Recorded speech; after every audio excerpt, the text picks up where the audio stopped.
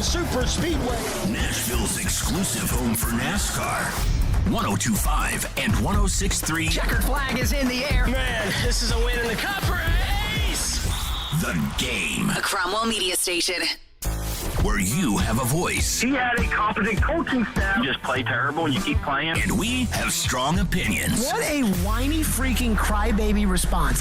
This is Stillman and Company with Jared Stillman on Nashville's best sports talk, 102.5 and 106.3 The Game and the Game Nashville app. Yeah, it's extremely frustrating. You know, you're gonna start stacking some wins.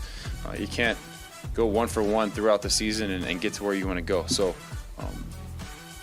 this team has to respond. We have to come in.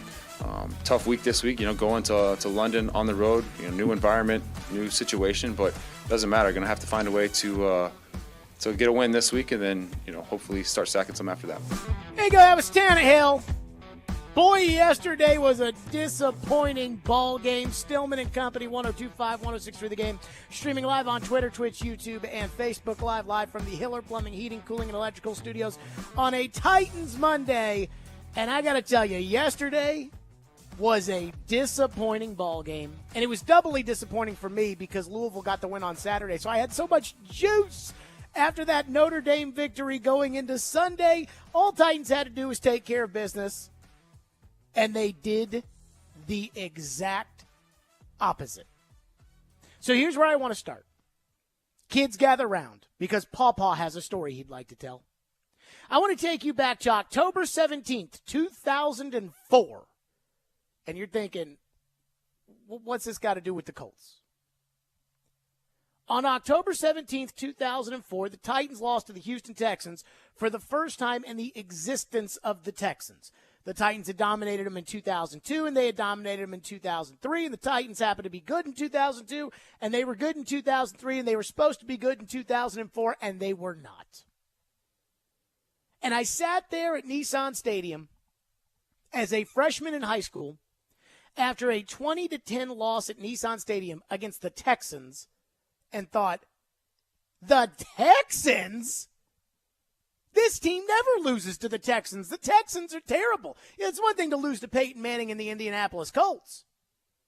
It's another thing to get beat by a team that you don't play very often or a team that, you know, has a good player here or there.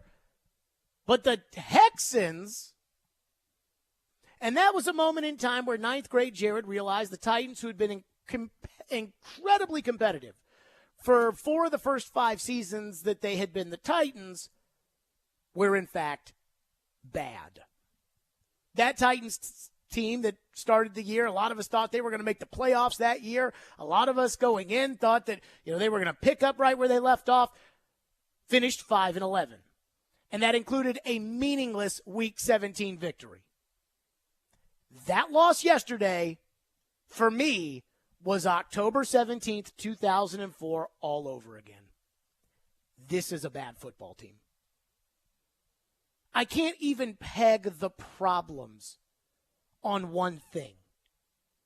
Tannehill, who's usually the scapegoat whenever the team loses, he was excellent yesterday. DeAndre Hopkins played like DeAndre Hopkins. They protected well enough. They took what Indy was giving them. They have a defense capable of beating Gardner Minshew and Zach Moss. Bunch of average receivers, average running back, average offensive line. And they didn't. And the only conclusion that I can come to is the reason that they didn't is they just stink. They're just not a good football team. They couldn't stop the run. They couldn't stop the pass. They couldn't run when they had to get 1 yard. They couldn't pass at the end of the game when, hey, look, you have no timeouts. You have to go the length of the field. You know, you can't protect with 5 guys. But they couldn't do it. The only thing that I have any confidence in right now with the Titans is their ability to kick. They can do that. Everything else, I know the Titans can do it, but they just don't do it enough. And when I ask you, hey, what is a team? What would you call a team that seems to commit big penalties in every important moment. Well, you'd say that's what a bad team does. If I told you that I had a team that one week looked great and the next week looked terrible, you'd say, well, that's a bad team, right? We never see Kansas City look horrendous one week, look great the next week, and then go back to looking horrendous because Kansas City's not bad. In fact, over the years, the hallmark of the Titans has been, hey, they start off a little slow, and then Vrabel gets them going, and that team plays tough, and they play with discipline, and they play together, and they play smart, and they're aggressive. And this team is none of those things. This team doesn't play smart. Their starting tight end got 2 offensive pass interference calls against him yesterday, including one in the red zone that essentially killed a drive. This team doesn't play smart. This team's not physical. Your offensive line didn't push them back, and your defensive line sure as hell didn't push them back. I mean, you got an excellent performance out of your starting quarterback yesterday, and you lost to a bum team. Indianapolis tried to give you the game with stupid decisions. I mean, I could not believe myself when Shane Steichen decided to go for it on 4th and 1 down around the goal line before the half with a 4-point lead. And when they didn't get it, I thought to myself, oh my God, you've played a horrendous half. You've given up a 50-yard touchdown run. You've committed a bunch of penalties. You got a corner out there that can't cover. I mean, you've done everything wrong in this game, and you're down by 4, and you're getting the ball to start the second half. You could not have asked for a better scenario. Then you march right down the field by giving it to Derek, faking it to Derek, throwing it to DeAndre, faking it to Derek, throwing it to DeAndre again, and faking it to Derek, and giving it to Tajay Spears, and now you have the lead. Just like that. That's why, and I know Indianapolis took the ball, won the toss, and they did that because they wanted to play with a lead the whole time. Like, that was their game plan. But that's what's great about getting the ball to start the second half. You're down by 4, you get it, you go down the field, and boom, you've got the lead. And what does your defense, that we thought at training camp was going to be an elite defense, that told everybody at training camp they thought they could be the best defense in the league? They let a backup quarterback and a backup running back go right down the field and score. That was the opportunity for a shutdown drive. You've got the lead. You've got the momentum. You're now going to get to play the game you want to play, because the whole game yesterday was the game Indy wanted to play.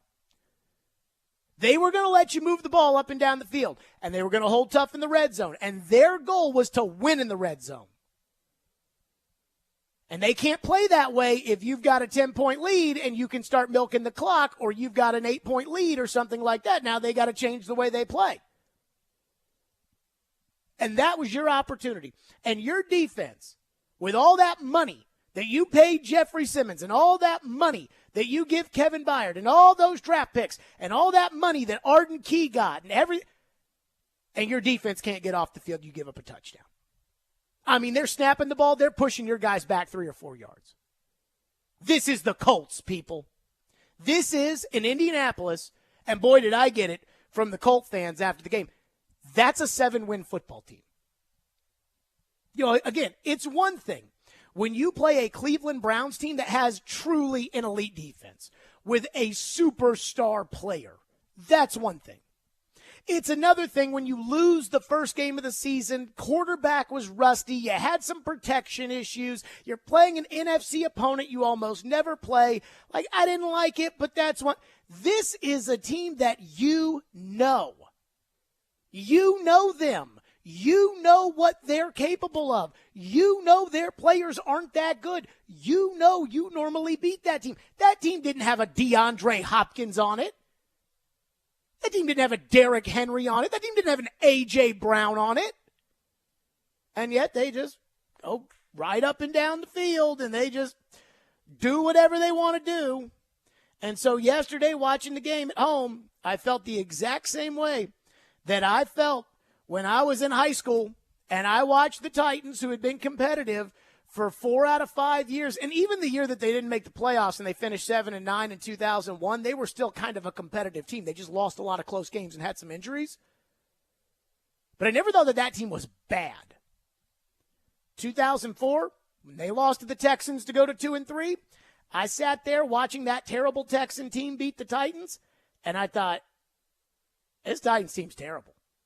Like, this is a bad team. That Texan team, by the way, finished 7-9, including 2 wins over the Titans. This Indy team's going to win 7 games.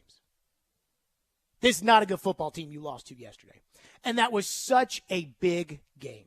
I always talk to you guys about how September football is weird. And you'll get some results where we look back on it and we say, my goodness gracious, how did the San Francisco 49ers lose to the Chicago Bears last season in September?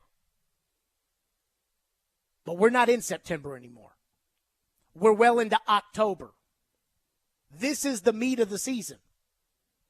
This is where the good teams start to go on those runs, what they call, quote-unquote, stacking wins.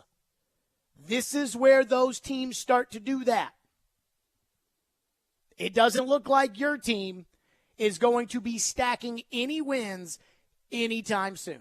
Could they win next week against the Ravens in London? They could. I certainly wouldn't expect it, because Pittsburgh did you no favors yesterday by beating Baltimore in a game that, boy, Baltimore just crapped away. But this is different.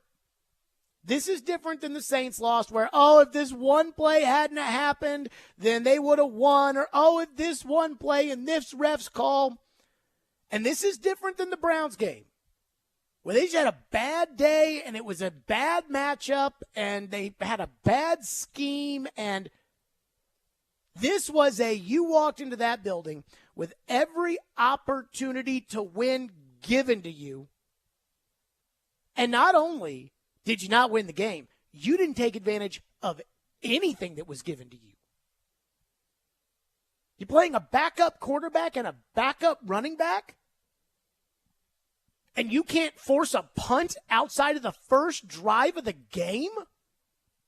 You suck. That's what bad teams do.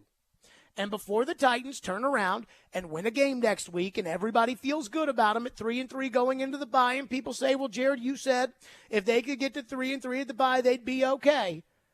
I'm just going to tell you, good teams don't do what the Titans have done through the first 5 weeks this year. And so even if the Titans play better next week, it'll just be a continuation of what we've seen, which is bad football. I mean, the Titans right now, they're playing like a bad team. And I think that the reason they're doing this is because they might just actually be a bad team. And that's really hard for me to stomach right now. 615-737-1025. If you want to get in, 615-737-1025 here on the program. And there is one thing about the Titans that I almost normally go right to and point out, and it almost makes losses easier to stomach. But it's hard for me to figure it out in this one. We'll get to that coming up next. 615-737-1025 if you want to weigh in. Of course, we'll be getting to your phones today, as we always do on a Titans Monday, at 615-737-1025. Though after that performance, we got a lot of talking that we have to do. Tune in to 93.3 Classic Hits tomorrow for MTSU football. The Blue Raiders kick off at 6 against Louisiana Tech. Pregame starts at 4:30. And coverage is also available on the 93.3 Classic app and at 93.3classichits.com. Vanderbilt football lives here. This Saturday, it's Vanderbilt and Georgia from First Bank Stadium. Kickoff at 11 a.m. Coverage starts at 9:30. Your home for the Commodores is 102.5 and 106.3 The Game and the Game Nashville app. Whatever your destination in life, you can get there easier with a checking account from F&M Bank. At F&M, our checking accounts give you the tools you need to manage your money well, like our smart free checking account that's actually free. Because sometimes the basics are more than enough, making lives better by making banking easier. Come see us at one of our branches or online at myfmbank.com. F&M Bank, banking made easy on purpose. Member FDIC. At Mercedes-Benz of Music City, a healthy and productive culture takes a day-to-day discipline. Here's Sam Cavett, General Manager, with a few thoughts. Mercedes-Benz has its standard, and we have Dream Motor Group standards. They're definitely on the same level, but I feel like we challenge ourselves at least as much as Mercedes-Benz challenges us. It's a genuine motivation to take care of customers, and we see it in the customer reviews. Live the dream at Mercedes-Benz of Music City, mbofmc.com. Gillette Intimate gives guys a gentle and easy shave on there. And around there, and even under there. Don't treat your groin like junk. Respect it with Gillette Intimate, the best a man can get. Buy now at a retailer near you. Hi, this is Dr. Brad Schaefer. As a podiatrist, I can tell you no two people's feet are alike, which is why I recommend Dr. Scholl's custom fit orthotic inserts. They're customized for your feet, so you get a unique solution your feet really need, not just a one-size-fits-all insole. They're clinically proven to provide pain relief for achy feet, knees, lower back, plantar fasciitis, and heels. Take the Dr. Scholl's custom fit orthotics assessment in Walmart today, now in the foot care aisle. Want to weigh in on the conversation? It's a brain booster. Slide into our DMs. Or just text or call at 615-737-1025. Our phone line is driven by WilsonCountyHyundai.com. Strong opinions and a strong personality on your drive home. This is Stillman and Company on 102.5 and 106.3 The Game and the Game Nashville app. Shotgun snap for Richardson. Big run for the Colts. There they go. Indianapolis inside the 20. Zach Moss at the 10. He's at the 5. Touchdown. Zach Moss rips it away from 56 yards out. Indianapolis scores a touchdown with Zach Moss with 41 seconds to go in the first quarter. What an inexcusable play. I mean, just like you're supposed to not only have a good run defense, but you're not supposed to give that up. And if you're going to give that up, you're supposed to give that up to Richardson. Or maybe even Jonathan Taylor. You're not supposed to give it up to that Scarbini. And so, you know, when the Titans lose a game, Vrabel always says all the credit to the other team and whatnot, but this has nothing to do with the Colts. Like, this has nothing to do with – I heard somebody compare Zach Moss to Le'Veon Bell. I'm like, put the crack pipe down, people. He is not Le'Veon Bell. I mean, they just gave the other guy like $13 million a year on an extension that they shouldn't have given him, because clearly they don't think this guy is Le'Veon Bell. That's like Julius Chestnut going bananas on you. Now, before we get to your phones, because it is a Titans Monday, which means it's your day to react at 615-737-1025. There's one thing we're not going to do today on this program. And I'm not going to name names. But yesterday, you know me, normally I don't listen to reaction and I don't listen to, you know, as much as I think the shows on our station are fabulous, on a Monday, I typically don't listen. I don't read articles. I just want it to be what I saw at the game, what I saw in the film, that's what I want to talk about and not have anything influence my opinion one way or another. But I did want to hear how Titan fans were kind of responding to the news yesterday of that just horrendous performance. And the amount of coddling I heard from people that, quite frankly, I expect better than. I'm not going to say who it is. It certainly wasn't on my station. But the amount of just coddling. And when I say coddling, I don't mean like the Titans played great. Then it's just the God's wish that they – not that. What I mean is when people start doing things instead of looking at the big picture saying, holy crap, you went into this game, you could not get off the field on third down against a backup quarterback and a backup running back. You went out there in this game yesterday and you stuck with a corner who every time it's second or third and long they throw at and he gets a pass interference penalty, and the coach just kept him out there, and instead of going bananas about all the just bad things that happened yesterday, there's a lot of, the Titans just had a bad day. Well, Zach Moss, he just had a good game. Guess what? It's your job to make sure that Zach Moss doesn't have a good game. It's your job to make sure that Gardner Minshew doesn't look like Peyton Manning. And you couldn't do it. You couldn't do it. And you didn't even come close. And that is coddling the Titans. You're talking about, they just have to get back and regroup after this one. No, they failed yesterday. They got to training camp, and they talked all that trash about how good they were on defense. They talked about being one of the best defenses in the league. They talked about how they were going to be an elite defense. And they can't even cover anybody. I mean, every team probably has it in the playbook. Hey, when in doubt, throw it at 26. Because even if you don't complete the pass, which you probably will, even if you don't complete the pass, you're going to get a pass interference call. The only thing that stops you if you throw it in the direction of 26 is if the referee blows the play dead, thinking that you're out of bounds when you're actually not out of bounds.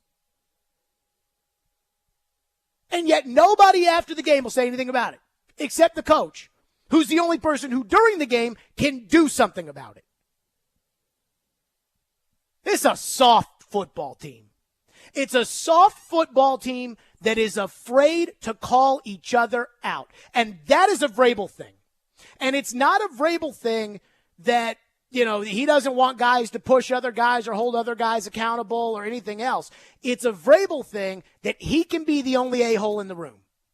That everybody else just has to shut their mouth and do their job and not worry about anything else you've got good players on your football team. And you've got a group of guys that's just holding the team back. Your corner, your tight end, your inside linebacker, your $20 million defensive tackle. It'd be nice if he get a little push there yesterday. So we're not going to do the, hey, you know what? The Colts had a great game play. Gardner Minshew played great. Zach Moss, he's Le'Veon Bell. We're not doing that today. I'm sure there's some pom-pom waving going in other places. And again, they just had a bad day. They just had a bad day. And that ain't going to be this show.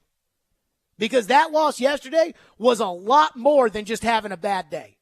This is one, like the Browns game, that's one game. It's an AFC game and you don't like it. And yeah, it exposed some of your problems and we don't like that either. But that's a September game that got all cocked at the beginning and you screwed up at halftime. And okay, fine. This is a division game against a subpar opponent with a backup quarterback. And the fact that people in this town are going to call that team and just say, oh, yeah, they had a bad day. Oh, yeah, they had a bad day. I flipped onto the Patriots station's postgame show, and they're talking about firing Belichick. It's like there's just – we're not coddling them today. Phone line's driven by WilsonCountyHyundai.com. Billy is going to start us off. He's been waiting patiently on the Titans defense. Go ahead, Billy. Hey, Jared, thanks again for always calling it how it is for real. Thank you. I just want to throw up that my team, and I'm a season ticket holder from back in the Eddie and the Steve McNair days when we were a tough-ass football team. Sure. But we are not that anymore. When I see a second-string running back blow past two safeties, and they're just trotting behind him, okay, he had a step, but he gained multiple steps on them because they were not ripping after him all the way to the end zone. That's a problem. That's a want-to attitude issue. So I don't know what's going on, but I promise you this. We are definitely not the San Francisco 49ers. Okay, so all right, now you're taking it. Thank you for your call, Billy. So here's the thing about the Titans. So, the Zach Moss touchdown run, I have problems with that. and how the play developed, and I really thought it was a bad call by Shane Bowen, but what I think happened is I think Al-Shaair went to the wrong spot. That's what I think happened. Now, what's going to happen is you're going to hear, people there'll be some whispers out there of, well, he got held, and he did. But Vrabel today went out of his way to talk about how Byard was in the right spot, because I thought it was Byard's fault when I went and watched it back, but that Byard was basically there to protect against Richardson running the football. So the backers, Al-Shaair or Gibbons, and Gibbons was attacking the line of scrimmage. Again, that bothers me for sure. But that individual play is not where I think the Titans are soft. When they're just giving the ball to Zach Moss on 1st down and 10, and the Colts offensive line is pushing you back 6 yards, and so he's going to get 7 on 1st and 10, and now it's 2nd and 3, that is where I look at your team and I think you're soft. When, Sean Murphy-Bunting allows them on 3rd down to complete a pass late there at the end of the game that just absolutely cannot be completed. I mean, you got to interfere with the guy and hope they don't call it before you let that ball be completed. That's when I think you have a soft team. When you don't ever hit the quarterback and you're paying all these guys a bunch of money to hit the quarterback, that's when I think you have a soft team. When you've got a corner who, after the game, who, again, has just been victimized on almost every possession. And after the game's like, I can't play the refs too. That's when you have a soft team. And so I think the team's soft. I don't think the Zach Moss touchdown run is what makes you soft. But you talk about the Steve and Eddie Titans and how tough they were. Where's the typical Vrabel Titans toughness? I don't need the Steve and Eddie toughness. But, where's the typical Titan toughness with Vrabel as the coach? Every time that you play anybody, the announcers will always say, or ESPN or NFL Network or whoever it might be, they're always going to say, hey, every time you play the Titans, it's going to be a tough physical ball game. You got to bring your lunch pail. And I don't think the Cleveland Browns had to bring their lunch pail. And I didn't think the New Orleans Saints had to bring their lunch pail. And I certainly didn't think the Colts had to bring their lunch pail. And I don't even think the Chargers really had to bring their lunch pail.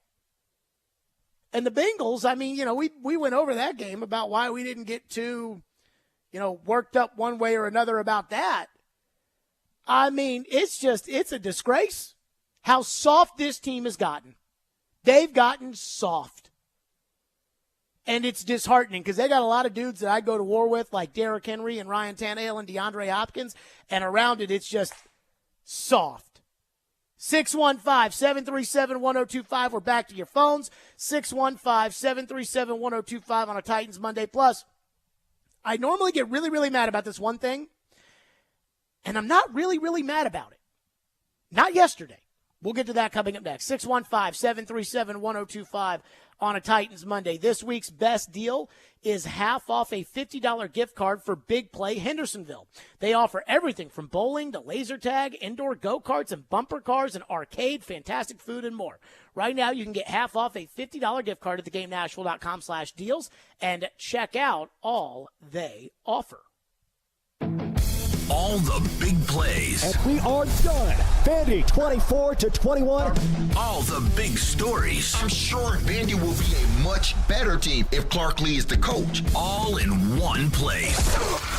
We are Nashville's best sports talk. 102.5 and 106.3. What a stop by UC Sarah. Then he wouldn't end up on my team. Driving his way to victory lane. I think that's the right strategy. The Game and the Game Nashville app. Twin Peaks is the best in the game. Here, you're in the red zone for every college rivalry and divisional matchup all season long. On game day, you never have to decide which teams to watch, only what combination of bites, burgers, wings, and more to order. Plus, where else are your favorite draft beers always poured at a frozen 29 degrees? Only at Twin Peaks, the #1 sports bar.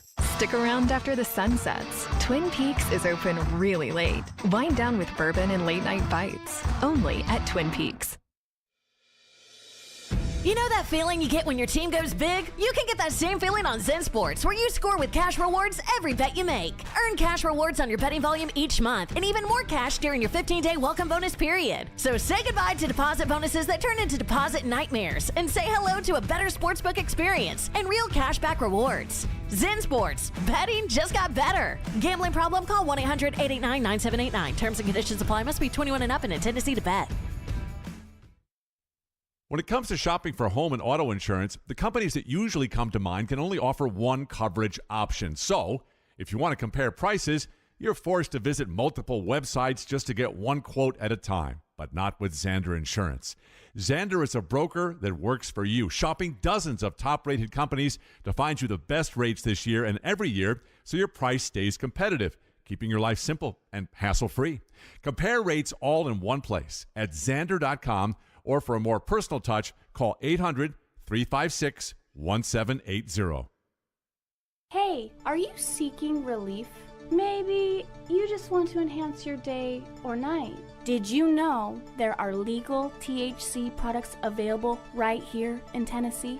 Yeah, really. You can have legal THC products shipped directly to the comfort of your home. Yes, comfort in cannabis is only a website away. Visit greentreescompany.com. That's Green Trees with a Z, and change your life today.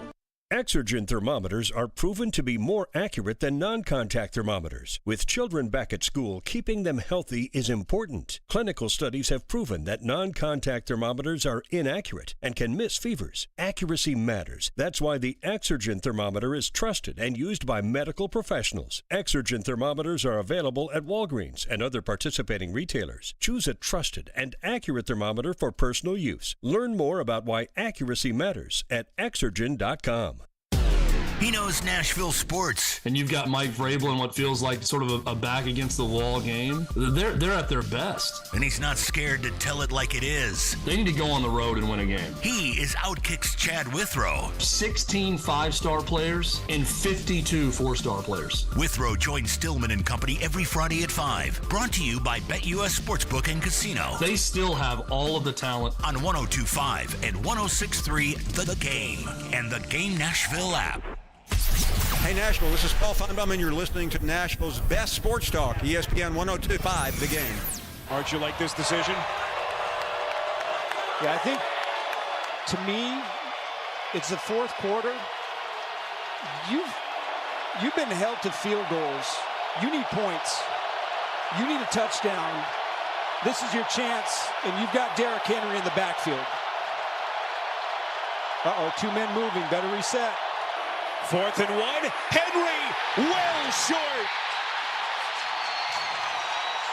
Zaire Franklin has been a monster for this defense.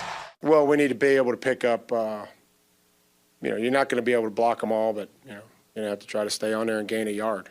Short yardage sometimes is a little dirty, and, make sure everybody's covered up. And they tackled us, and we didn't get it. I don't think that was the game. I thought we had an opportunity to get the ball back and go score, and we didn't stop them until a minute left with no timeouts. Hey, that was Vrabel, the 4th down call. Ian, did you have a problem with the decision to go for it on 4th down? I mean, I guess not. I was fine with that, I guess. I thought they had to go for it. Yeah. Did you have a problem with the play call? I like giving the ball to Henry on short yardage, so I can't hate it too much. We always say, hey, give the ball to Henry. It's 4th and 1. Like, he can fall forward, and I guess it didn't work, so I can't hate it too bad. Normally when the Titans have some of these just gut-wrenching losses, coaching is usually towards the top of where to blame, especially from me. Where I just, again, I do blame coaching because coaching in this league matters. I really didn't think the Titans coaches had that bad of a day. They certainly didn't have a good day. And I didn't like the fact that, Indy got to play their game. We told you, and it was in our grid, we had it on the show Friday, Indy thought they were going to win this game in the red zone. That's like everyone's like, man, they kept throwing the ball to Hopkins, and then they got down to the red zone, and they stopped throwing it to Hopkins. I'm like, that's how Indy plays. That's how Indy has always played. You getting down to the red zone, and Tim Kelly knew that, which is why Tim Kelly ran two separate gimmick plays inside the red zone. One was the Derrick Henry pass to DeAndre Hopkins, where, I mean, it was just unfortunate that Derrick didn't complete the pass. And then the other was the fake it to Henry, give it to Spears touchdown play. Because he knew that you can't just run your traditional offense against Indy in the red zone. That's how Indy plays. So that whole, they threw it to Hopkins and they got to the red zone and they didn't throw to Hopkins, they're stupid. Like, no, that's how Indy plays. I thought Jack Gibbons on the field on a 3rd and 5 was stupid. I don't know why he'd ever be on the field on 3rd and 5. Going up against a wide receiver. Yeah, now see, that's if you're playing zone, like he can only cover who's in that zone. But how do you make sure that doesn't happen? You don't have him on the field on 3rd and 5. And I will always think that Derrick Henry doesn't get enough carries if he ends up with less than 20, and he didn't get 20 carries. And so maybe I put that on the coaches. But so far, I thought the coaching for the most part was kind of fine. Like, I understood the Titans' game plan. I thought Tim Kelly called a good game. I thought, there wasn't anything that was just atrocious on defense outside of Fulton, which, as I told you after the Browns game, I would have benched him. I think the Titans are going to bench Fulton anyways. They probably should have done it during the game because either you're coaching it or you're allowing it to happen. But for the most part, I didn't think the Titans coaching staff had some awful, horrendous day like I did think when they went to Cleveland and thought they were going to sit Tannehill back there in the shotgun with, 5 guys trying to block Myles Garrett and sending 5 guys out in the pass pattern.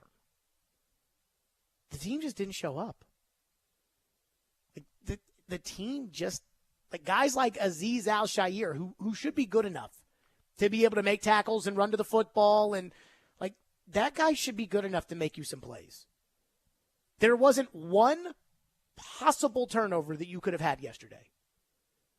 Against Anthony Richardson? I guess the one where he threw the ball backwards. That maybe. But I just thought your players just didn't show up. And so if you want to hang that one on the coaches, which, again, it's the coach's job to get the players ready to play, then you can hang that on the coaches. But as far as the coaches having a bad day yesterday, I really didn't think that the coaches did anything that really killed you yesterday. And that's what's disheartening, is that your players, who are better than Indy's players, Hopkins, for the most part, those guys played well. It's the guys who have been gifted opportunities, like Chig Okonkwo, who everybody thinks should be good, but has never really actually been good. Azeez Al-Shaair, Daniel Brunskill, Aaron Brewer, those kind of guys, they got you beat yesterday.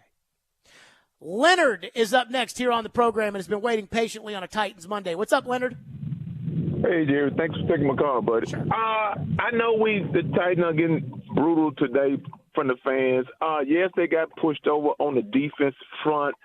And Fulton has been terrible all year. 0 and 2. I realize they can't cover and they can't tackle. They're always trying to punch the ball out. But my problem is what nobody is not really mentioning. We don't have a superstar linebacker. A linebacker is the major man of your defense. He's the major run stopper. We don't have that. That's what the Titans – where are our linebackers? I hang up and just say and another thing is we got the – you was answering the question about D-Hawk, why he's not getting open. I don't understand. He's killing, man. He's killing every time, but we can't find him in the end zone, Riz. Well, I mean, again, that's how Indy plays. You have to – thank you for your call, Leonard. So there's two separate things here. I think your point about the linebackers is legit. The inside backers on this team freaking blow. They're terrible. And Azeez Al-Shaair, you know what's funny is the Titans are giving opportunities to guys because the Titans went into free agency thinking they were going to nickel and dime their way to a decent team. And they bring in Azeez Al-Shaair. And it's he was overshadowed in San Francisco because they have Fred Warner and Dre Greenlaw. Did you watch Fred Warner last night? That's why San Francisco's okay with letting Azeez Al-Shaair go, because it's this is why we have 6th round draft choices, so that we can replace the Azizes of the world. The Titans try to draft that in the 1st round. Doesn't work. They get it in the 6th round with David Long. Guy can never stay healthy. They drafted Monty Rice. He's no good. They've got Jack Gibbons. He can't run. Gibbons is a solid tackler, but he can't run. And I mean, like, Azeez is just, he's just a guy. And I really had high expectations after training camp and after the preseason. I really felt like, oh, he's going to show everybody that he deserved to play. No, he's just a guy.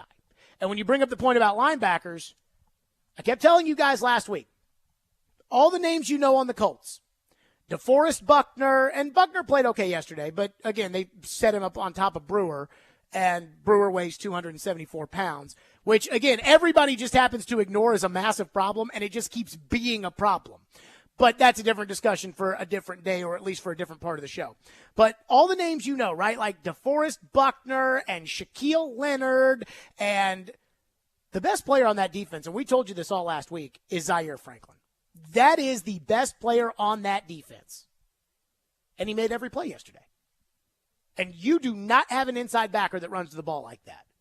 And if you're going to be a good run defense, not that inside backer is the most valuable commodity in the NFL, but if you're going to prop your chest out about your run defense, you're going to have some inside backers that can run to the ball and then tackle. And I'm with the caller about Azeez. I just don't think he's very good. And then Gibbons, he can't run, which is why he didn't get drafted.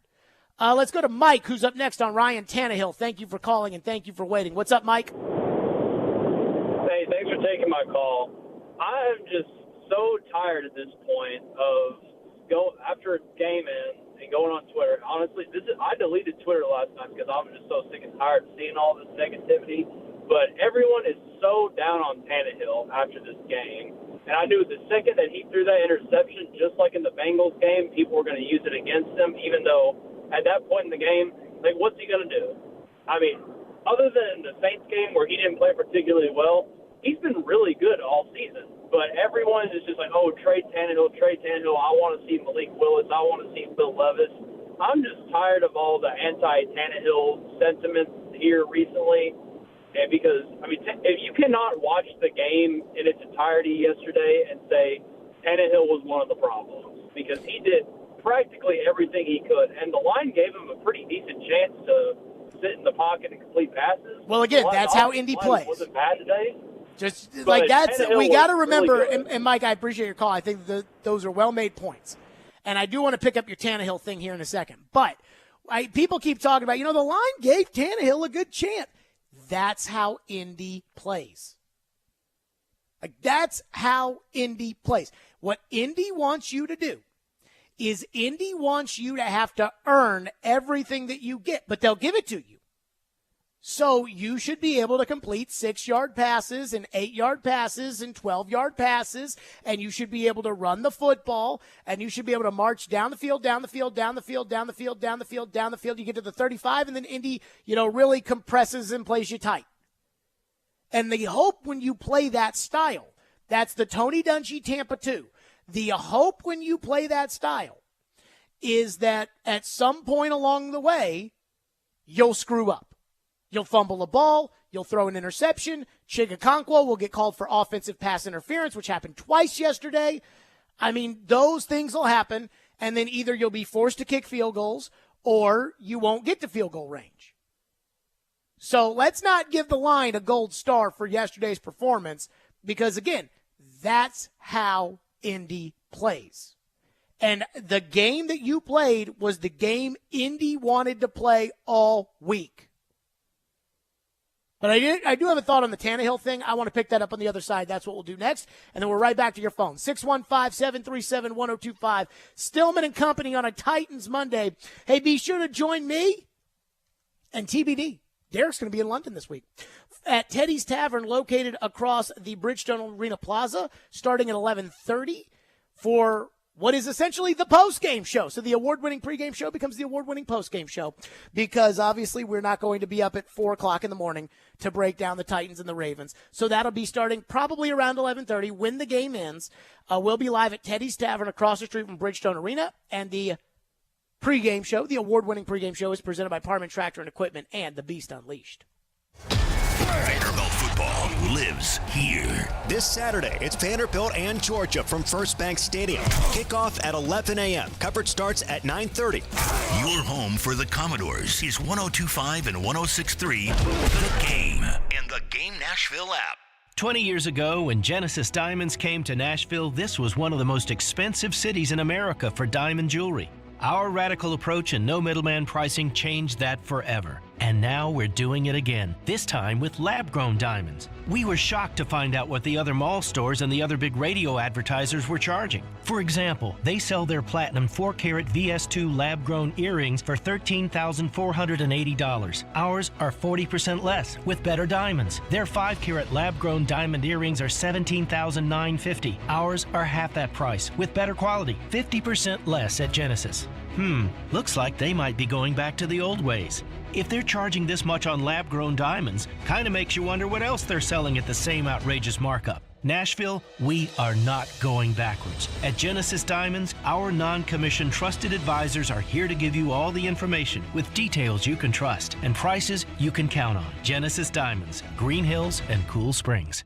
Hi, this is Warren Moon, former quarterback for the Houston Oilers, 9-time Pro Bowler, and member of the Pro Football Hall of Fame. As a former player, I've always focused on my health. Did you know about 1 in every 3 people in the U.S. will have shingles in their lifetime? Shingles can cause nerve pain and can last for months or even years. As we get older, our risk of having shingles and its serious complications increases. Getting the shingles vaccine is the only way to prevent shingles. Join me and gear up against shingles.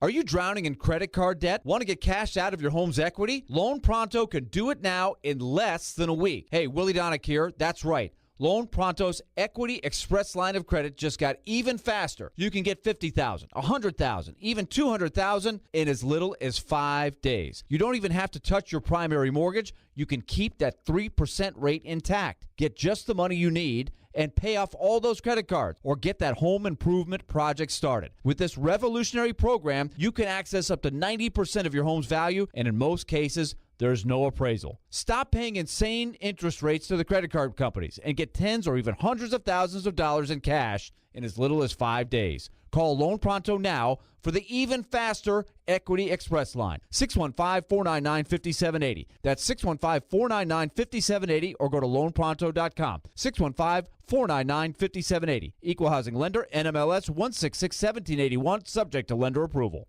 Are you ready for the ultimate entertainment experience? Look no further than Big Play Hendersonville. Get ready to embark on an adventure like no other. Whether you're a kid or a kid at heart, Big Play Hendersonville has something for everyone. And right now, you can get half off a $50 gift card to check out all they have to offer, from bowling to laser tag, indoor go-karts, bumper cars, and more. They offer fantastic food options as well. Big Play isn't just a place, it's an experience. Get half off now at the game Nashville.com/deals. Insightful discussion. When we talk about the person that these players are. 3 goals scored in the first 5 minutes. He wants to be the starter day one. Mixed with spirited debate. Okay, but Derek, let's Professor Derek. They are Caroline, Willie, and D-Mace. With Caroline Fenton, Willie Donick, and former NFL wide receiver Derek Mason. We got the whole thing covered. We got it all covered. Here. Weekdays at 11 on 102.5 and 106.3 The Game and the Game Nashville app. You're listening to Stillman and Company on 102.5 and 106.3 The Game and the Game Nashville app. We didn't play well enough to win the game. You know, obviously we did some good things. We moved the ball, but if you don't score more points than the other team, then you didn't play well enough to win. So, got to find a way to do that next week. Ryan Tannehill yesterday, he did play well enough to win. You know, we had the caller call in last segment who was talking about, you know, Titan fans, every time they get mad at Tannehill, they want to trade Tannehill, they want to bench Tannehill. I think those crazy. And there's no way to watch yesterday's game and think by any means that Ryan Tannehill is the problem. You know, and I was watching the game back this morning, and great throw 17. Tannehill passed short to Okonkwo for a gain of 6. Tannehill completed DeAndre Hopkins for 11 yards. Great throw 17. There was one bad throw that I had charted by Ryan Tannehill, which was a pass in the end zone intended for Nick Westbrook-Akine that he underthrew and should have been intercepted. Other than that, I didn't have any problem with Tannehill. And people on Twitter yesterday were, you know, that interception at the end of the game, Did you think with a minute to go and no timeouts and an offensive line that can't pass protect, you thought, and no speed at receiver, and a tight end that can't catch, and when he does, he gets an offensive pass interference call, you thought he was going to drive down the field with 1 minute and no timeouts and score a touchdown? What made you think that was going to happen? Like yesterday, Chiefs-Vikings, same situation. Kirk Cousins. If Justin Jefferson's playing, they might be able to get that. But he wasn't, and they didn't. I thought Tannehill played a great game. And that's probably one of the harder parts about this, is that I think Tannehill played great. I thought Hopkins played great. I thought Henry, all things considered, really played a good game. And it wasn't good enough to beat an average team. And in the past, when Tannehill has a great game, that's good enough to beat good teams. It's certainly good enough to go on the road and beat the average teams. But now Tannehill has a good game, and he can't even beat an average team with a backup quarterback and a backup running back. A team that I think was ranked like 29th in the league in total defense going into the game yesterday. That is tough to swallow. Derek is up next on the offense, 615-737-1025. What's up, Derek? Derek, go. Okay, you know the number, call us back. I actually was fascinated when I saw that it said offense in the call box with that caller, simply because defense yesterday was the problem. Like yesterday, your problems were on defense. Your offensive line's always going to be a problem, and yesterday, I thought it kind of was. Like, yes, Tannehill didn't get sacked umpteen times like he did against the Browns. But at the same time, that's not how Indy plays. That's not how Indy wants to play. And so he was never going to get sacked that much. But when you needed a yard on 4th and 1, your line couldn't give you any push. And I think it was, and I don't know this, and they'll never tell you, I think Nick Westbrook-Akine blocked the wrong guy. And Hubbard got beat. But I think Nick Westbrook-Akine blocked the wrong guy on that play. But again, they couldn't get the 1 yard that they needed. And that, to me, is a reflection of, an offensive line that they can't really trust. And then at the end of the game, I mean, I was fascinated by two things at the end of the game when the Titans got the ball back. The first was, if you had scored there, would you have gone for 2? I would have, because I'm not putting my defense back out on the field if I don't have to. So I would have been willing to accept a loss with how poorly that defense was playing. I was not going to give them an opportunity to lose the game. So I would have gone for 2. The second thing was, and I was fascinated by this, in that situation where you got no timeouts, you need 5 guys in the pattern because they're going to drop 7. And they're going to protect the sidelines. They're going to protect deep. They'll give you the middle of the field. And I think they were probably like, we're going to protect the sideline and we're going to keep DeAndre Hopkins from beating us. So you need to send 5 guys out in the pattern. The problem with the Titans' offensive line is that you cannot block 4 rushers with 5 guys. I don't care if it's the Colts. I don't care if it's the Browns. I don't care if it's the Ravens this Sunday. I don't care if it's Vanderbilt. They cannot block 4 guys with 5 guys in because they suck. And so as soon as they got into that predicament, Tannehill started getting hit again. So, make of that what you will, but you're never going to come back on that. So I do wonder where people are sitting there and pointing the blame on the offense.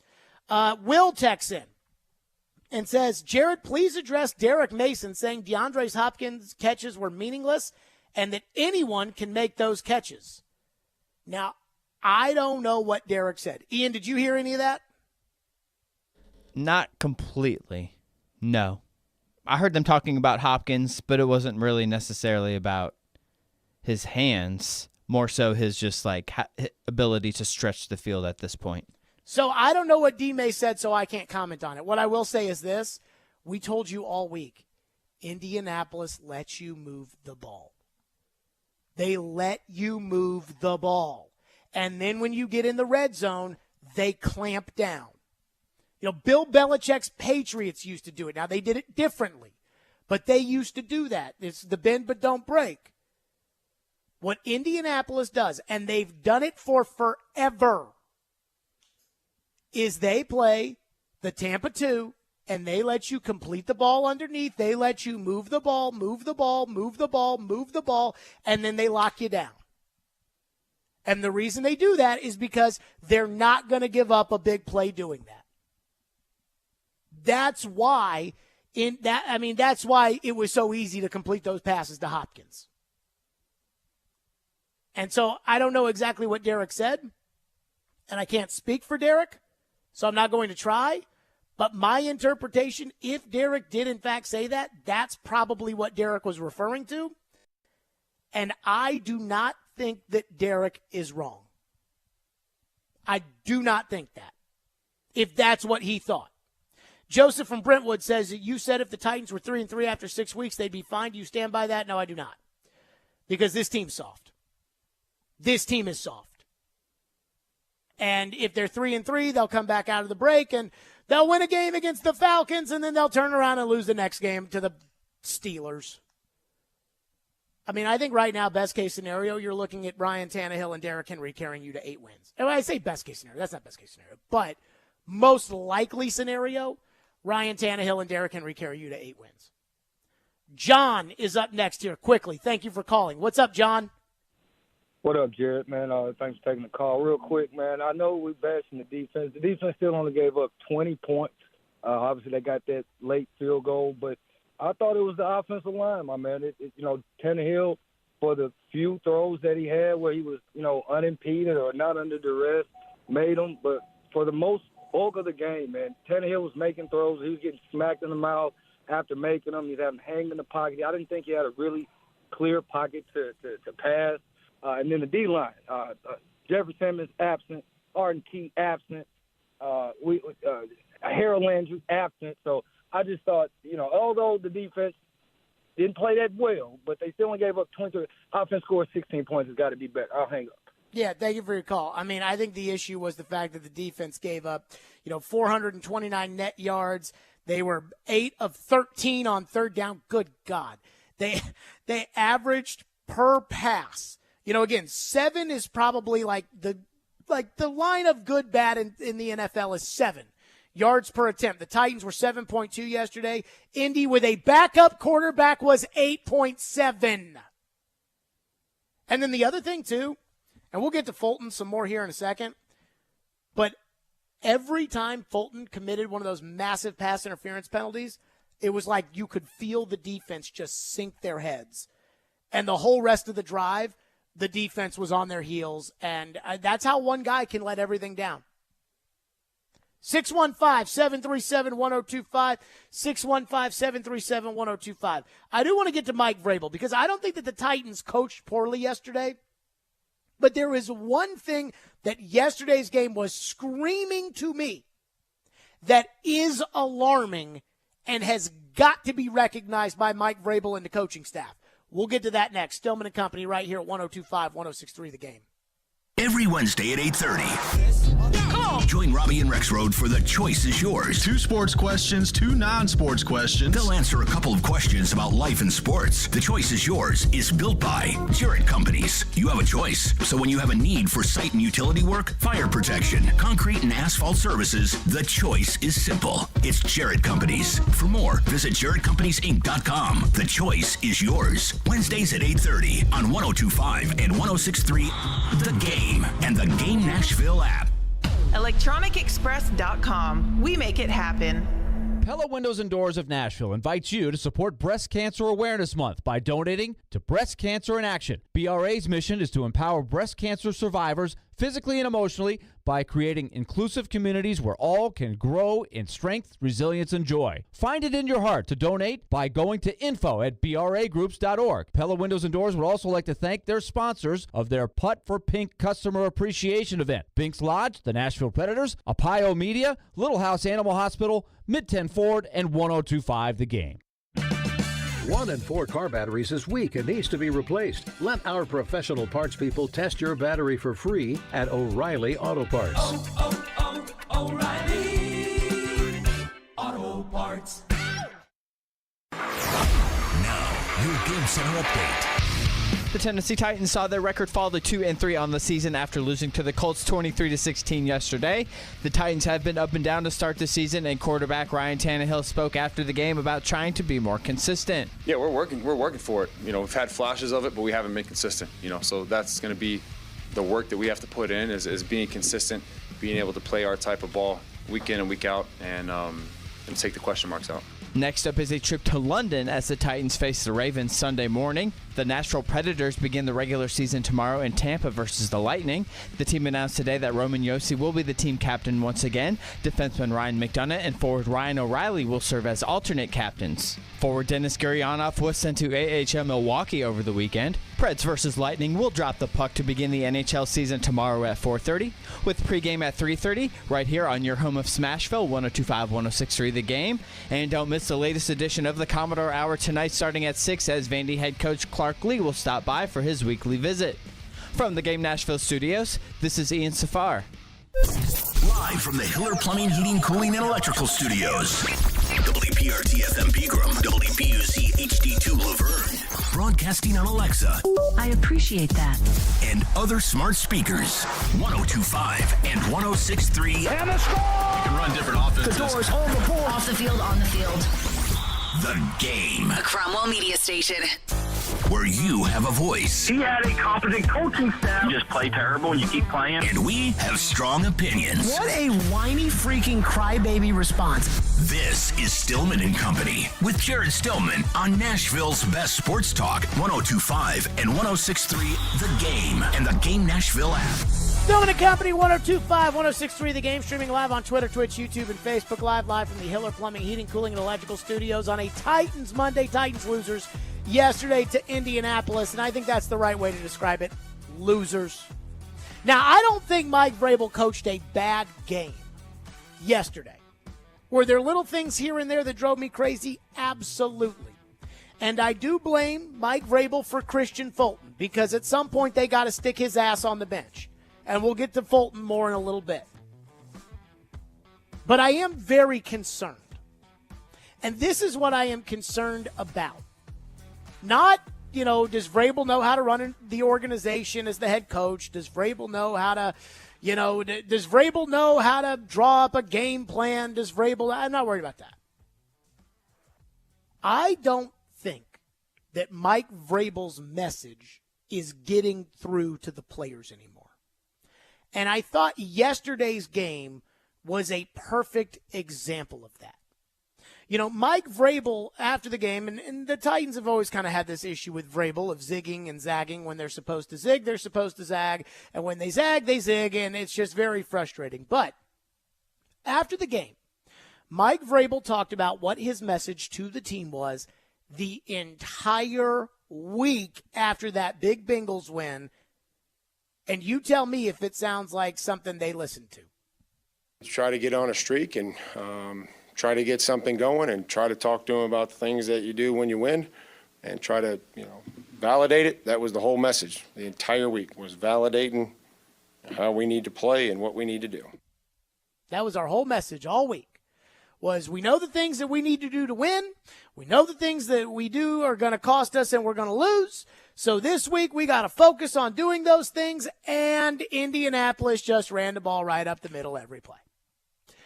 A backup quarterback goes in there with a game plan made for a different style quarterback, and he just completes every pass.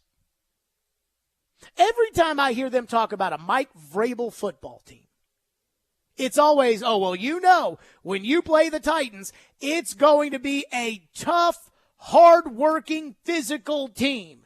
They're going to bring it every Sunday against a Mike Vrabel team. The problem with that is this team's not tough. Almost every time this team feels a little bit of pressure in a big spot, they wilt, especially on defense. The only time they didn't wilt this year on defense was when Justin Herbert quick-snapped himself on week 2. Other than that, everybody else, anytime they feel a little pressure, they end up wilting. They wilted at the end of the Saints game on defense. They wilted pretty much the entire game against the Browns on defense, and they were atrocious on defense yesterday. They're not physical. They can't get one freaking yard on fourth down. Every time you play the Titans, it's going to be a tough, physical, brutal battle. That was not a physical football game. We've seen tough Titan football teams. And I'm not even talking about the one caller who called in earlier today, talking about the Steve McNair, Eddie George time. I'm talking about, over the last 5 years. We've seen tough Titan teams that have said, okay, fine, we're going to punch you in the mouth. Not this team. They're not physical. They can't block. They get pushed around. Hell, half the guys on the team can't even catch the ball. Burks can't catch it. Okonkwo can't catch it. Spears dropped one on third down yesterday. I mean, Vrabel gets up there and he preaches accountability. After every loss, they talk about being accountable. Then he gets up there yesterday after the game and talks about how, at halftime we were telling Christian Fulton he's got to square his shoulders up and he's got to this and he's got to that. And after the game, Christian Fulton's telling the reporters, I thought I was great from a technical standpoint. But I'm trying to play the referees today. So you got Vrabel saying, yeah, we thought about benching him because he sucked so bad. And at the same time, Fulton's out there saying, I thought I played great. I can't play the referees. I tell you, that's a very accountable football team. By the way, who screwed up on the Zach Moss touchdown run? Anybody know? Nope. You know why? Because no one puts their hand in the air and says, I screwed up. This is the antithesis of what Vrabel football is all about. Every time somebody talks about the Titans and talks about every time the Titans are about to play a game, because again, with the national media and people that don't watch teams, like they get an idea just beaten into their head. And so once you're stereotyped as that, good or bad, that's what everybody thinks you are. So when it comes to the Titans, it's, the Titans aren't very good because everybody doesn't think Derrick Henry's good anymore, and everybody thinks Ryan Tannehill stinks because he threw 3 interceptions against the Bengals. So every time you play the Titans, boy, this is going to be a tough, physical game because Vrabel's going to have those guys ready to play. They're going to be tough up front. Vrabel, they're going to grind you out. This team doesn't do any of that. Now, I don't think Vrabel has changed. I think he's the same arrogant a-hole that somehow, some way knows how to get the group to unify and has done it for the last 6 years. But I just don't think the group is listening anymore. I don't think they listen to the coach. And I don't know what it is that has just clicked everybody's brain off. I don't know. Was it the fact that Vrabel got promoted in the offseason and so he's a part of the organizational hierarchy and they went and asked one of the most popular and most productive players to take a pay cut and maybe that rubbed people the wrong way? I don't know. Did they kick out too many of the guys that Vrabel didn't think were team first guys and so they've got a bunch of softies in there now? I don't know. Was it the fact that the guys that Vrabel had, when he inherited this group, the Logan Ryans, the Jarrell Caseys, the Delaney Walkers, that those guys were really great leaders, and that this group of guys have not been able to replicate that? The Simmonses and the Byards and that they have not been, I don't know. But whatever it is, I don't know how Vrabel can get up there and Vrabel can say, hey, we're going to be an accountable football team. And then Christian Fulton is saying, what am I supposed to do? The refs are screwing me on every single pass interference that I get every game because I got to get 3 of them. And every time Adam Archuleta, who's calling the game, who played defensive back in the NFL, looks at the replay and says, oh, yeah, that's a penalty. But it's not my fault. Blame the ref. Like that's, that means that what Vrabel's preaching is not happening. When Vrabel says we spent all week going over how to validate ourselves, all week, and then they go out there and they put out that performance where they're getting pushed back 4 yards off the line of scrimmage on every handoff, it does not sound like they're listening to the coach. And maybe, Adam Vinkins brought this up a bunch and was texting me about it yesterday. Like maybe the same things that made Peter Laviolette a great coach, that also are always why Peter's gone 4 years later, maybe that's the same with Vrabel. And that this group has just tuned him out.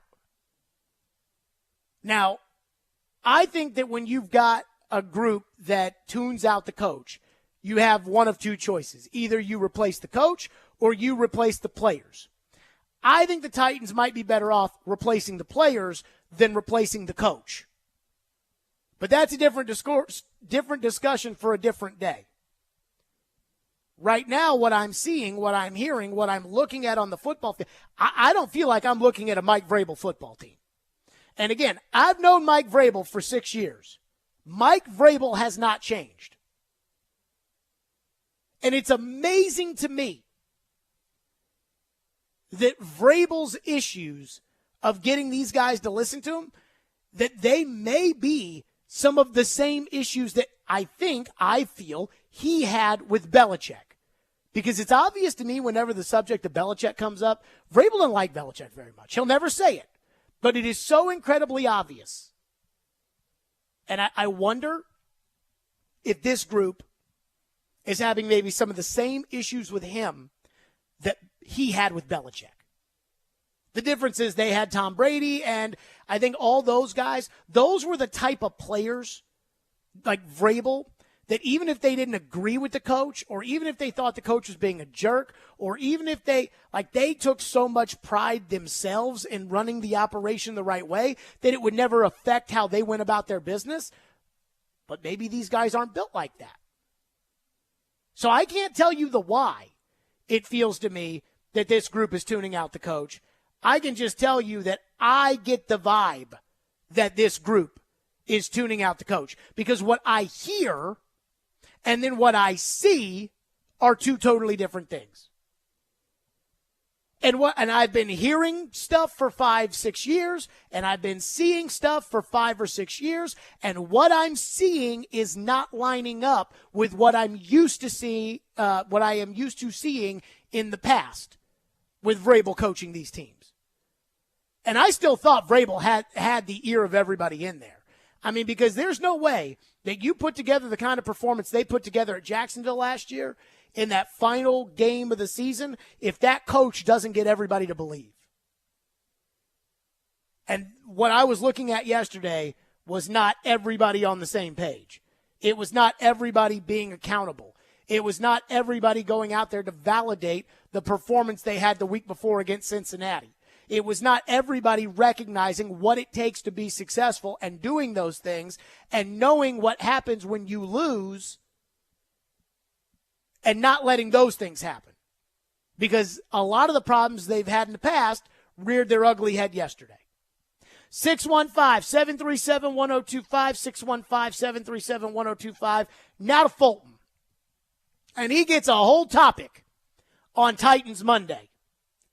Because to me, this one, you got it. We'll get to it next. Stillman and Company, 615-737-1025 here on the program. By the way, we will have a abbreviated Stillman and Company tomorrow because we've got a Preds game. That's right. And so tomorrow is your chance to participate in Preds Pick to Click before the season opener. If you correctly guess a Preds player that scores a goal in the Preds game tomorrow night, you win a pair of tickets to an upcoming Preds home game. Participate with Robbie and Rexroad tomorrow morning at 8:45. Preds Pick to Click brought to you by TJ Anderson Homes of Benchmark Realty. List your home with TJ, by the way, my realtor, to get your home seen, heard, and sold. He breaks down every game. The players are still going to be fine. And knows the ins and outs of the two-tone blue. They deal with their own position coaches. He is ESPN NFL Nation Titans reporter Teron Davenport. It's clear what he's doing. TD joins every Monday at 1, Thursdays at 3, Friday mornings at 8, and anytime on the Talkin' with TD podcast. I think that's really cool how he could show both sides. TD is on 102.5 and 106.3 The Game and the Game Nashville app. Attention all fire protection, commercial plumbing, and HVAC experts. Jarrett Companies are looking for experienced field technicians like you. Tired of working for your large corporate employer? Work for a company where you're more than just a number. Jarrett's Fire Protection, commercial plumbing, and HVAC divisions are owned and operated by Nashville natives who want you to grow with their amazing team. Hi, I'm Jason Jarrett, owner of Jarrett Companies. I'm looking to hire experienced experts and will offer a sign-on bonus of up to $5,000 for certified professionals. In addition to our great benefits that include a 401k match, PTO, and top pay with annual bonuses, we'll also provide you with top-of-the-line tools, trucks, and equipment that you need to grow your career. Our customer base is large and our business is booming with many opportunities for advancement. Give us a call or go online to JarrettCompaniesInc.com and apply today to become a member of our family and protect our community. That's JARRETT CompaniesInc.com. Jarrett Companies, where we are above and beyond industry standards. Get ready to dig into the future of construction. Look no further than Parman Tractor and Equipment. They've got the power and precision you need with link belt excavators, where red means go. Whether you're looking to rent or buy, link belt excavators are known for reliability and performance. When you see that red and gray machine on the job site, you know it's time to get things done. Parman Tractor's team offers unparalleled service. Visit ParmanTractor.com and get in the dirt with employee owners of Parman, where red means go. Don't miss out on totally outrageous customer service.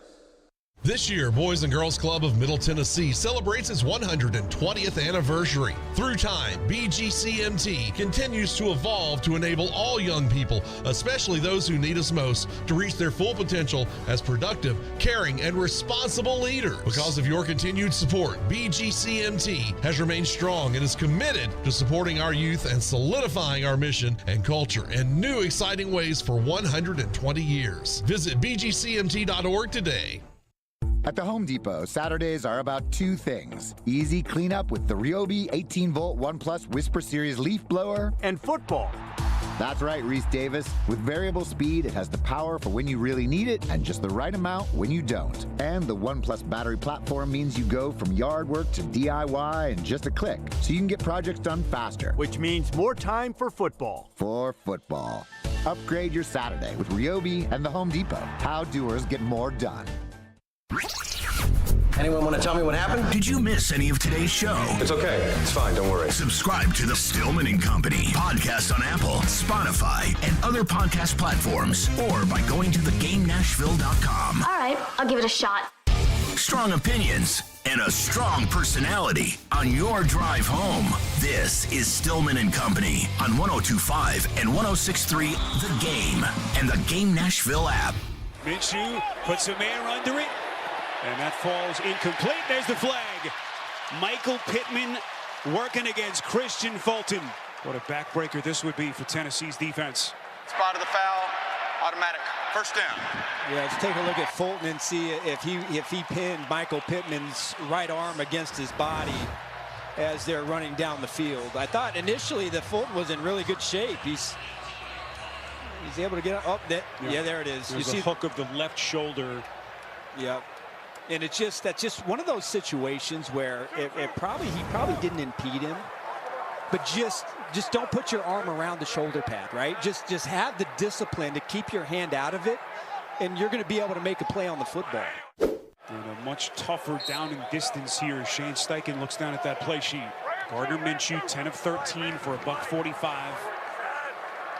There's Trey Sermon, their number 3 back. Lines up alongside Minshew. Minshew protected, slinging it, incomplete. There's the flag. Alec Pierce against Christian Fulton. Pass interference, defense, number 26. Ball's placed in the spot of the foul. Automatic, first down. You see Pierce, number 14, and oh yeah, I mean, but that is just a backbreaker. That is a backbreaker if you are the Tennessee Titans. Fulton stinks. Now, I told you after the Browns game he'd be sitting his tush squarely on the bench. But I guess Vrabel, of all people, is more patient than I am, which is saying something. There is no justification for keeping this guy on the football field. And this guy is single-handedly dragging down the entire team.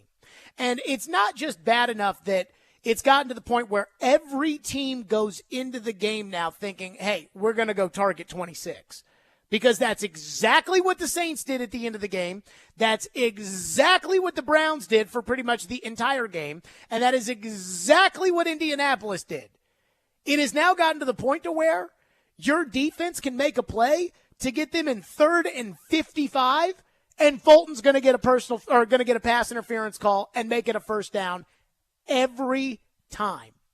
This is some of the worst cornerback play I have ever seen as a Tennessee Titan fan. And I remember Deron Jenkins and Ryan Mouton and that Jason McCourty and Mouton mix against the Patriots in 2009. Like, I remember the bad. I've seen the bad. Parrish Cox and Valentino Blake, and he's up there. And here's the other thing, too, is that not only does Fulton suck, which he does, which is really a total conundrum because we've seen Fulton for the last 3 years. And it's not like Fulton's been a great player, and Fulton gets hurt a lot, but Fulton's been a fine starting corner for 3 years. Now he goes out there and literally every play, he either gives up a big play or commits a big penalty. It's one or the other every time. And the only thing that is stopping him from having even a worse season than he's already having is that the referee in the Cleveland game blew the play dead right there on the sideline. You know, Joe Mixon was screaming after the game against the Bengals about how he's open on every play. Well, maybe they put Fulton on him. And maybe he was, and Joe Burrow just couldn't drive into the throw. I don't know. Here's the thing that's crazy, though. Going through the drives. The first drive, 3 and out, no mistakes from Fulton. Good job defense. Second drive, Indianapolis ran the ball right up the middle, and they end up scoring the touchdown. That's not Fulton's fault. Then after that, the third Indy drive, the field goal that made it 10-3 Indianapolis. Once Fulton got beat on 3rd and 16 for 38 yards, the defense just head drop, and there's nothing they can do. Now the ball's at the 16. So Fulton just gave you 3 points. So, okay, fine. Let's go to the next Indianapolis drive. Titans kick a field goal. It's 10-6. Here they come. Fulton actually had a pass breakup, and there were no massive mistakes in here on Fulton. And the real mistake was Shane Steichen going for 2. So when Fulton doesn't mess up, you don't give up any points. Okay? Then you score the touchdown. So now you're up 13-10. Now your defense needs a shutdown drive. 2nd and 10 at the Tennessee 40. Pass interference on Fulton, 22-yard gainer. Fulton again. Touchdown Indianapolis for that drive. The next drive was no problems from Fulton. They ended up making a field goal, but again, no big mistakes from Fulton, and they just kind of moved down the field. And then the final drive,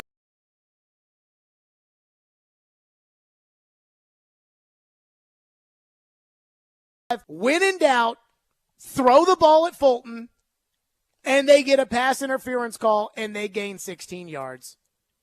I mean, if Indy is punting to you with 3 timeouts at their own 35-yard line with 4:34 to go in the game, that's enough time for Tannehill to march him down the field and give you a chance. That's more than enough time.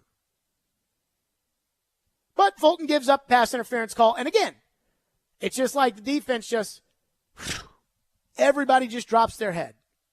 There is not a corner in the NFL who can give up 3 massive plays a game and keep their job.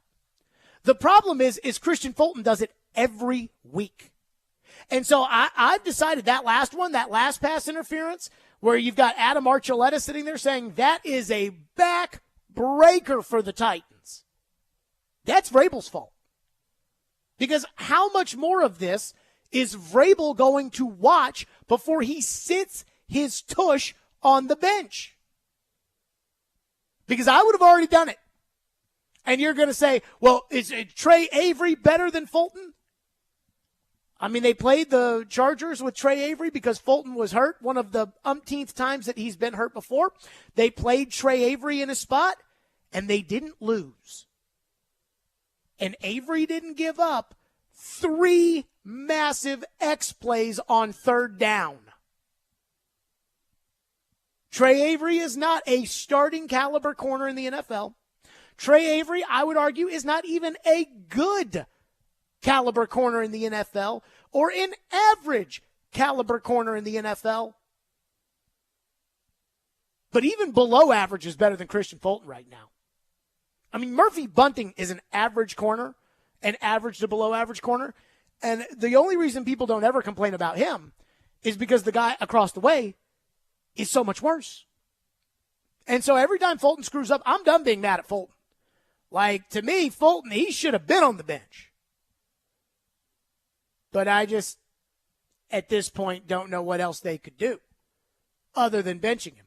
And now I think they're going to bench him because Vrabel basically said after the game on Sunday, Vrabel said that they had thought about benching Fulton. I mean, I didn't even know that you did that. Like, that you talked about who you thought about benching, who you didn't bench. I'd never seen that before from Vrabel. So if he's going to tell you that he was thinking about benching him, then he's definitely going to bench him. And I hope he does. And if he doesn't, then everything that Fulton does is his fault from here on out. Phone lines are driven by WilsonCountyHyundai.com on a Titans Monday. Brad is up next and has been waiting patiently. What's up, Brad? Hey, guys. I completely agree with Fulton, and I hope we don't see him next week. But I wanted to talk about what I think are maybe the leadership issues with the Titans. And I think it really stems from a lack of commitment throughout the organization, and I really believe it begins at the top. So at the beginning of this year, we heard trade rumors about Derek and Ryan, who are 2 of our biggest leaders on offense. Then we heard during free agency they're not going to be active, and even though I liked a lot of the signings, they were always stopgaps or placeholders. There were no, big committed resources to anyone.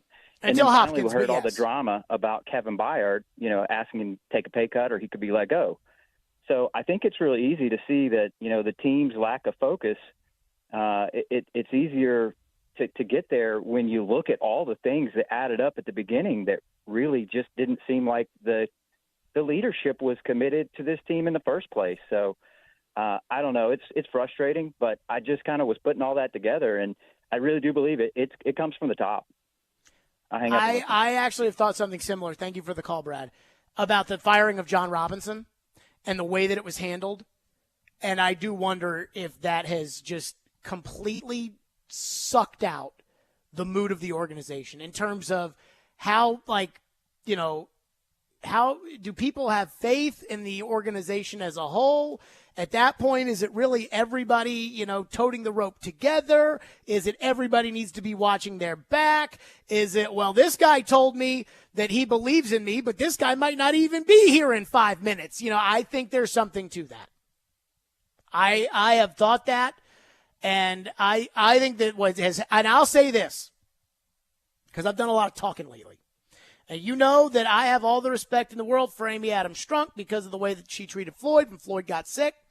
And I think she's done a lot of great things as an owner of the Titans.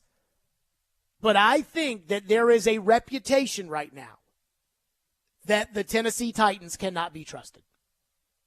And I have heard some of that talk, including some of that this weekend.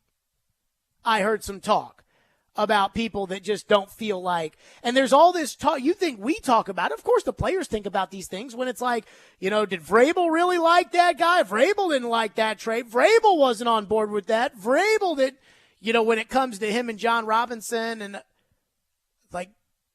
how can you really believe in what's coming down from the top if the top is going to give a guy an extension and then turn around and fire him and not even hold a press conference afterwards. So I'm not sure that like the lack of money spent in free agency has to do with kind of the trust issues inside of the organization. I certainly don't think it helps. But so I would say I feel like that's kind of right church, wrong pew. But I do think there's something about this organization right now that has been all out of whack since they fired John Robinson. And just kind of, again, the way that it went down. And I've kind of thought that, differently. Doesn't mean it's right, but that's kind of something that's been bubbling up a little bit. 615-737-1025 is our phone number, 615-737-1025. Speaking of Fulton, and then we're right back to your phones, did you see what he said after the game yesterday? We'll do that next. Here on Stillman and Company, 102.5, 106.3 The Game. All the big plays. Rebound, try out in front, and Saros covers it up. All the big stories. Andrew Burnett reportedly hired as the next head coach of the Predators. All in one place. We are Nashville's best sports talk. 102.5 and 106.3. Checkered flag is in the air. Comparing goalies to running backs. 46-27 Vanderbilt. Does this group of players need more? The Game and the Game Nashville app. Smashville Predators hockey is back. And you don't want to miss the biggest party on Broadway as we celebrate 25 years of Smashville all season long. Single game tickets are on sale now. Secure your seats now before they sell out. Visit NashvillePredators.com/single game tickets to purchase your tickets today. That's NashvillePredators.com/single game tickets. Let's go Preds. Jewelry business, it's in my blood. I've been doing it all my life, and it's my passion. Meet Daniel Sabalas, a third-generation jeweler at Genesis Diamonds. This line of work, it's all about honesty and trust. It's about building relationships. And that's what drew Daniel to Genesis, where it's all about education, transparency, and respect for each customer. It's based on a family business mentality, and that's how we are. We're here to educate, to guide you, and we make it very easy. So we really go out of our way to educate customers in the right way. There's no stress level, there's no tension. The customer can feel that. All this while providing the guaranteed best value price. I've never seen a company that has the best price like this that I've seen anywhere. We are a powerhouse of diamonds. Genesis Diamonds. No commission salespeople, no pricing games, no risk, no pressure, no cutting corners. Genesis Diamonds is going to give you the best price, best quality, guaranteed, no matter what. Genesis Diamonds, Green Hills and Cool Springs. We gather together in communities across the nation to remember and honor, to celebrate and support, to light the night. We are LLS, and when we walk, cancer runs. Find your local event at lightthenight.org. Houston Clinic Orthopedics in Springfield at Northcrest Medical Center offers world-class orthopedic care. This location specializes in general orthopedics, arthroscopic surgery, sports medicine, hip, knee, and shoulder. Get back to enjoying life sooner by scheduling your appointment at tn.houston.com. Houston Clinic Orthopedics in Springfield is conveniently located at the Northcrest Medical Center. When experience matters, trust Houston Clinic Orthopedics. It's time to celebrate this fall and unleash the beast. Monster Brewing proudly presents to you Beast Unleashed. 0 caffeine, 0 sugar, all the adult beverage fun. The Beast is unleashed with great taste, bold familiar flavors, and 6% alcohol. Go wild with Mean Green, White Haze, Peach Perfect, and Scary Berries. Don't fear the Beast. Enjoy Beast Unleashed at your next tailgate or football party. Drink responsibly. Must be 21 and over. We are Nashville's best sports talk, live and local from 6 a.m. to 6 p.m. When you want the national Hey. I got this. I'll take it from here. Okay, go ahead. Dying to hear this. We have the best national voices that you'll find anywhere. Who was more deserving of being thrown from their game? I'm odd, so I get the odd picks. They have a new coaching staff. It's not a bad scenario for them. We are 102.5 and 106.3 The Game. And 94.9 The Fan. Hey Nashville, this is Penny Hardaway, University of Memphis coach. You're listening to Nashville's best sports talk, ESPN 102.5 The Game. No, it's never about one player, but was there any thought to potentially pulling Christian Fulton? Yeah, there was thought. I thought wanted Christian to challenge and do his job, and the double move is one thing. They double moved him, and I coached him even at halftime. I said if they double move you, try to make sure that you're square and that you're that's how we can play it. And the referee thought he slid over, late, but we just got to make sure that we keep our eyes on our man and not in the backfield. Man coverage. We're not going to intercept the football in man coverage. Our job in man coverage is to not let our guy catch the ball. And if the ball gets tipped, then the post safety is going to probably intercept it. But we can't go, looking for interceptions in man coverage. Our eyes will be in the backfield too much. Yeah, that was Vrabel. And so Vrabel, you were thinking about pulling Fulton? Yep, I was. I've never heard Vrabel say that before. I thought about it. I even coached him at halftime to keep his shoulders square. But when we're in man coverage, you can't try to get interceptions. That's why talking to Vrabel after the game is always the best time. He always says the most there, where he's, intense and angry and has all those feelings inside of him. Because what he's telling you is that in a contract year, Fulton's gone selfish. You're going to try to intercept the ball because the guys who get interceptions get paid. So you're going to try to intercept the ball. So that's why we can't try to intercept the ball in man coverage. That's what Vrabel's talking about. Now, Vrabel asked about thinking about pulling Christian Fulton after he continuously gets your team absolutely kicked square in the face. Yeah, I thought about it. Well, if it was all the refs' fault, I'm not sure that Vrabel would have been thinking about pulling Christian Fulton. But if you talk to Christian Fulton after the game, Christian Fulton thinks it's the refs' fault. I feel like I was very sound today. Besides one play, with the one with 11, where he caught the out or whatever, it was on me, I guess, bad eyes. But for the most part, I think today was, technically sound. Obviously, they made some plays or whatever, but, it's hard when you got to play against, the refs and the DBs. And the receivers. But life is a DB. I'm going to keep stepping every time. So I'll be back next week. Oh, okay. I thought I was technically sound. Really? Because the coach said he was thinking about pulling you. And, it was the ref's fault. Well, wasn't it the ref's fault the last game? When you gave up a touchdown and then you gave up another touchdown that the referee blew the play dead on, and you gave up a 2nd and 26 for pass interference because you tackled the receiver before the ball got there. Wasn't that the referee's fault? So this is the referee's fault too? And I'm so tired of this whiny crybaby crap that I would deactivate him. I wouldn't even take him to London. I would bench him no matter what he said. But I would say that had he not gotten up there and started crying about the referees, which seems to not just be a Fulton problem, but that he is the main culprit of, I would have said, hey, he's probably going to be active on game day and we'll play him on special teams. And, you got to keep him on the team and you got to have him in reserve, because if you run into a situation where there's nobody to play corner, then he has to go back out there. As much as I would love to never see him play for the Titans again, as all that goes on, you still got to kind of have him in your back pocket. But when he comes out and starts criticizing the refs after that terrible game, after you were coaching him at halftime about how bad he was playing, no. I'm sorry. You can stay at home this week. He sucks.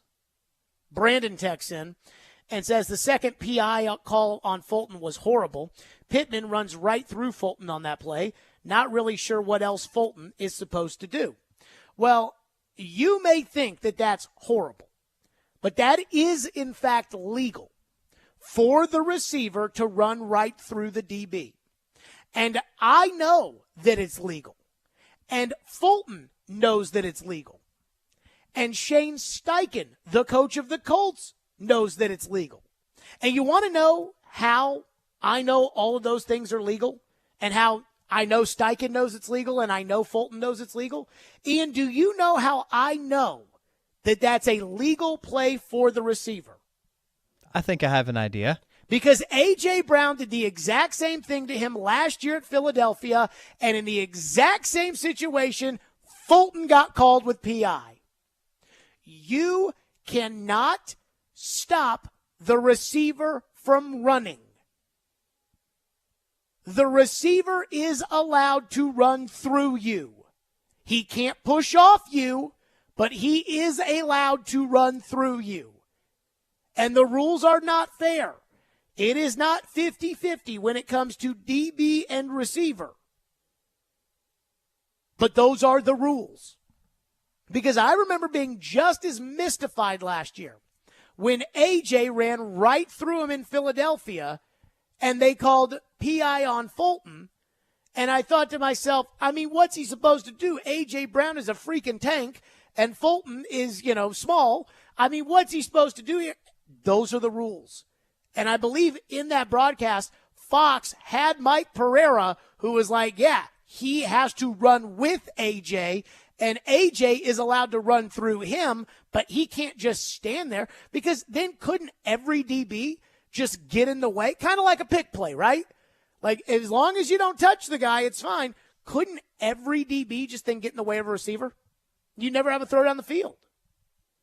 So even though, that's ridiculous, I know the rule, he knows the rule, and Steichen knows the rule, because we all saw it last year in that game in which Shane Steichen was the offensive coordinator of the Philadelphia Eagles. In fact, it would not surprise me if Shane Steichen, in fact, showed that tape to his receivers and said, you can do this through him. And here's another reason why they have to take Fulton out. Because every team in the league now knows, hey, when in doubt, we're throwing it at 26. And that's not going to stop this week. So who do you think's going to get the call when Lamar Jackson starts throwing the ball on the sideline for Zay Flowers or Odell Beckham Jr. against Christian Fulton? And you know the answer. So to me, there's really no reason to keep Fulton in there. One texter goes, I agree Fulton's been terrible, but who else are you going to put out there? The roster has no depth. One texter says, Trey Avery instead lets them catch the ball and then tackles him. So which one do you want there? I want Avery there. Because, again, the problem with the Titans, I went on Indie Radio and got everybody mad on Friday because I said that I think the Colts are a bozo organization, which I still believe, and it makes it even tougher to swallow the way the Titans played yesterday, that against that mediocre, sorry, punch-and-Judy team, you forced one punt. But I told him, I said, look, my biggest fear are big plays. Big plays. Because the Titans give up too many big plays. They gave up a 50-plus yard touchdown run, and then Fulton accounted for 3 huge X plays. 2 pass interferences and a third down completion on the sideline when Richardson was still in the game, in which Fulton just let his man go. And I guess I'm disappointed. The guys on TV, they try really to stay in their lane and not to go after guys or things like that. Aikman, he's got some cachet, so Aikman kind of goes after guys a little bit more than maybe most of the color commentators. Adam Archuleta is never trying to rock the boat. But I would love a former DB, Adam Archuleta, I would love to sit there and say, hey, what do you think of Christian Fulton on the Titans? Because after calling the Cleveland game and the game yesterday, I bet you he thinks he sucks. And he'd be right if he thought that, because Fulton does suck. 615-737-1025 is our phone number. More your phones, 615-737-1025. Normally, every coach you talk to, when the team wins, will talk about what a great job the players did. When the team loses, they'll tell you about how bad of a job the players did. Well, on that 4th and 1 yesterday, I'm not sure I loved the call, but I'm having a hard time criticizing it. We'll get to that coming up next, and then we're right back to your phones, 615-737-1025. And then there was one element to the coaching of this that I did have a problem with. We'll do that next. Stillman and Company, 102.5, 106.3 The Game. Vanderbilt football football lives here. This Saturday, it's Vanderbilt and Georgia from First Bank Stadium. Kickoff at 11 a.m. Coverage starts at 9:30. Your home for the Commodores is 102.5 and 106.3 The Game and the Game Nashville app.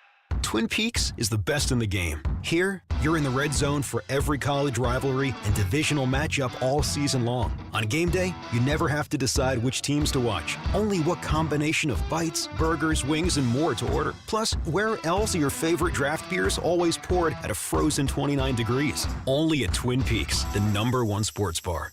Get wings the way you want them. Try Twin Peaks wings bone-in breaded, naked, smoked and grilled, or boneless in your favorite sauce or rub. Get a great deal on select Kubota equipment, the #1 rated tractor brand for durability and owner experience in the U.S. The versatile lineup is built to help you make the most of your land. Right now at participating dealers, get a Kubota compact tractor for 0 down, 0% APR for 84 months, plus save up to $800 on qualifying implements. Now through October 31st. See us or go to KubotaUSA.com/disclaimers for full disclaimer. Visit Coleman Tractor, your local Kubota dealer in Clarksville, Nashville, Paris, and White House today. Are you looking to buy a new home? Need cash now instead of having to wait for your current house to sell? Don't get ripped off by one of those I buy your house people. Call Loan Pronto. Hey, Willie Donick here. Loan Pronto's Dream Home Bridge Loan can help tap your equity so you can get the cash you need. Make a clean offer on that new home or that investment property with cash to cover the down payment. With this amazing program, you can get the cash in a matter of days. Very little paperwork and usually no appraisal is needed. So you can go after the house you want with no contingency. Then when your current house sells, the bridge loan completely disappears. Don't put off your dream. Let Loan Pronto help you leverage your equity so you can get the cash to make a solid, clean offer. Call now, 615-499-5780. Ask about the Dream Home Bridge Loan. LoanPronto.com. 615-499-5780. That's 615-499-5780. Equal Housing Lender, NMLS 166-1781, subject to lender approval. NMLS ConsumerAccess.org. As a mom, comforting my family is what I do best. Vicks VapoStick provides soothing, non-medicated Vicks vapors in an easy-to-apply stick, and it dries fast, so there's no mess. I use it to comfort myself and my family. Thanks, Mom. Vicks VapoStick, soothing comfort for the whole family. And when you need more comfort for yourself, try Vicks Vapo Shower for steamy Vicks vapors. Use as directed. VapoStick for use ages 4 and up. Vapo Shower use for adults only. The holidays are a time of celebration and Thanksgiving. It's a time to host friends and family in your home to enjoy good food and good times. The last thing you need is an unexpected issue. If you're planning a gathering this season, take a few minutes to bring out the home experts from Lee Company. For heating, plumbing, electrical, and all your home improvement needs, Lee Company has you covered. Visit LeeCompany.com and schedule your first appointment online. Lee Company, all you need. They combine hard-hitting journalism. The Titans asked Kevin Byard to take a pay cut. Strong-willed opinions. There's hot takes and then there's like weird takes. Yeah. This is a weird take. And sometimes some old man takes. I'm excited about it. So do I gyrate embarrassingly? To create the perfect morning show, they are Robbie and Rex Road. Mornings from 6 to 9. Presented by TJ Anderson Homes of Benchmark Realty on 102.5 and 106.3 The Game and the Game Nashville app. You're listening to Stillman and Company on 102.5 and 106.3 The Game and the Game Nashville app. Aren't you like this decision? Yeah, I think, to me, it's the fourth quarter. You've been held to field goals. You need points. You need a touchdown. This is your chance, and you've got Derrick Henry in the backfield. Uh-oh, 2 men moving. Better reset. 4th and 1. Henry, well short. Zaire Franklin has been a monster for this defense. Well, we need to be able to pick up, you're not going to be able to block them all, but, you're going to have to try to stay on there and gain a yard. Short yardage sometimes is a little dirty, and, make sure everybody's covered up. And they tackled us, and we didn't get it. I don't think that was the game. I thought we had an opportunity to get the ball back and go score, and we didn't stop them until a minute left with no timeouts. There you go. That was Vrabel after the game yesterday on the 4th down call. I don't have any problem with the decision to go for it on 4th down. I thought that was the right decision, and guess what? See, I'm consistent because I thought they should have gone for it on fourth down against the Saints, and I think they should have gone for it on fourth down there. And I would have had an issue if they kicked the field goal because, again, I think you needed the lead. Like, at that point, you needed the lead. And there was still enough time to think that even if you didn't get it, you'd get the ball back. Or, I mean, it would have made more sense to kick a field goal there, in my opinion, than the Saints game. But, again, I wanted them to go for it both times. So, when Vrabel went for it, I did not have a problem with that at all. It was the right decision. The play call. Now, when you listen to Vrabel talk about it, there's two different things that Vrabel pointed out after the game. The first thing is that Ryan Tannehill decided to move Derrick Henry to the right side. So my guess is the run was probably supposed to go to the left, and then Ryan Tannehill decided to send the run to the right.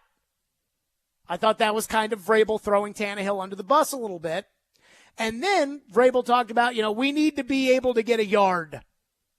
And I think that was, and this is just my opinion, maybe throwing Derrick Henry under the bus a little bit.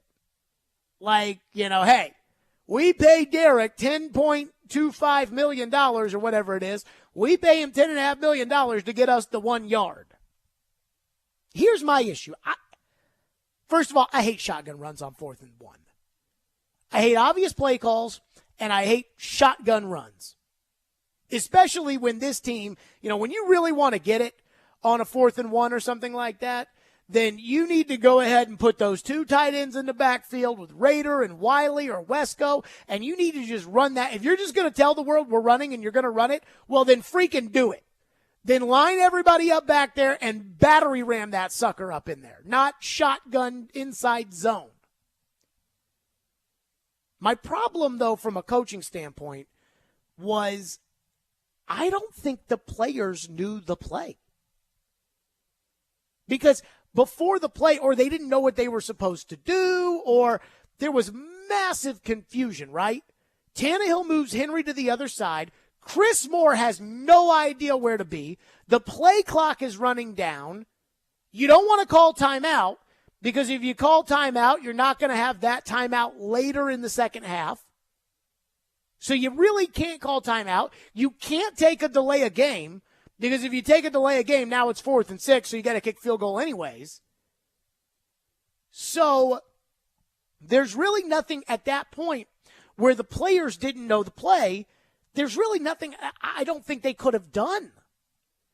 But I cannot imagine for the life of me that they decided to run the ball with a play in which Zaire Franklin, the best player on the Indianapolis defense, was uncovered. By the way, there's not a running back in the league who would have been able to get that 1 yard. I mean, there was a massive hole that was open just for the untouched running back or linebacker to go smack the running back a yard behind the line of scrimmage. But I cannot imagine that they drew that up. And I know the Titans, that's a zone blocking. I cannot imagine that they would just leave that zone where Zaire Franklin's going to be floating around, that they would leave that just completely unblocked. And then when I went back and watched it, and again, I don't have access to the full tape. So until, probably an hour from now, I won't be able to see the blocking scheme side of it. But Nick Westbrook-Akine runs out there and tries to block a guy like 9 yards down the field. Now, I know that every play has everybody has a responsibility on a play, and what your responsibility is on this play may not be the same as his responsibility, and that responsibility may be to set up a play later in the game, and so we don't know what the guy's told to do, and there's no way to judge it, and I can't imagine that the Titans were worried about what was going to happen down the field blocking-wise on that play. I have to think that Westbrook-Akine blocked the wrong guy. So on this 4th and 1, humongous game-altering, or at least the potential for the game to be altered. There were still 8 minutes left, and your defense couldn't stop a nosebleed, so I'm not totally sure that you would have won the game if you had gotten it. But on this humongous, momentum-swinging, big play opportunity in this game, I know Chris Moore didn't know what he was doing. I'm not sure Westbrook-Akine knew what he was doing.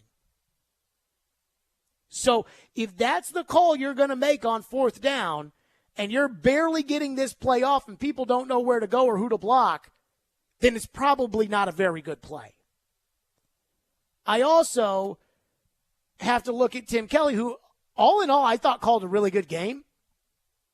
And I got to figure out, okay, you know how hard it is to run on the Colts inside the red zone.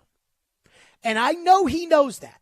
You all don't understand it the way that I do and he does, and you know, because you just think, well, they moved the ball down the field the whole game. Why all of a sudden could they not move the ball in the red zone? That's how Indy plays. That is how they play. That's how they've always played. And I know that he knew they weren't going to be able to just move the football in the red zone, especially, you know, pound it in there, because they should have had a touchdown on one gimmick play that he called where Henry throws the ball into the end zone for DeAndre. And they did have one on another gimmick play where they ran everybody to the left on a fake to Henry, and then Spears cut it back to the right and had a beautiful block from Westbrook-Akine and from Okonkwo that sprung him for the touchdown. So when you're running the gimmick plays, it's because you know that the bread and butter's not going to work. So you could have been a little bit more creative. But that's not my big criticism of that play call. My big criticism of that play call is clearly the players didn't know what they were supposed to do. So if the players don't know what they're supposed to do, then you can't call it. You certainly can't call it on 4th and 1.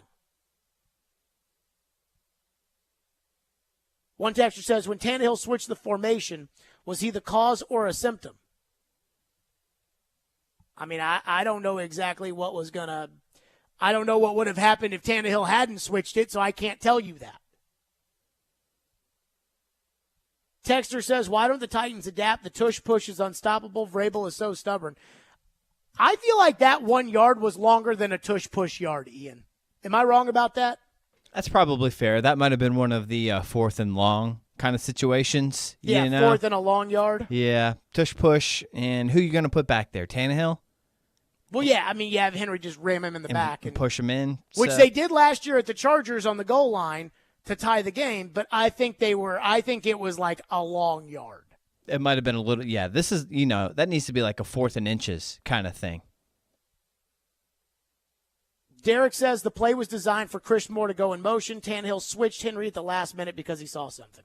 I mean, even the commentator's like, uh-oh, you got 2 guys in motion here. Oh, yeah. So you better reset. So it's like even he kind of, a red flag kind of threw up for Archuleta there too. Oh, and the thing is like, you know, do you bang the time out there with 8 minutes to go in the game? Like, you know it's going to be a close game. They needed them. So even if you get it and you score a touchdown on that drive, you know this is going to be a close game. You know it. We all know it. So do you burn the timeout right there knowing you're going to need that timeout? Or do you just hope, hey, you know what, we can block them up? But, yeah, I mean, my bigger issue was it felt like there was a humongous hesitation there. And that was my bigger issue than the actual play call itself, which, again, when the creativity is working, the creative stuff is working, I'm trying to figure out why you're not doing it.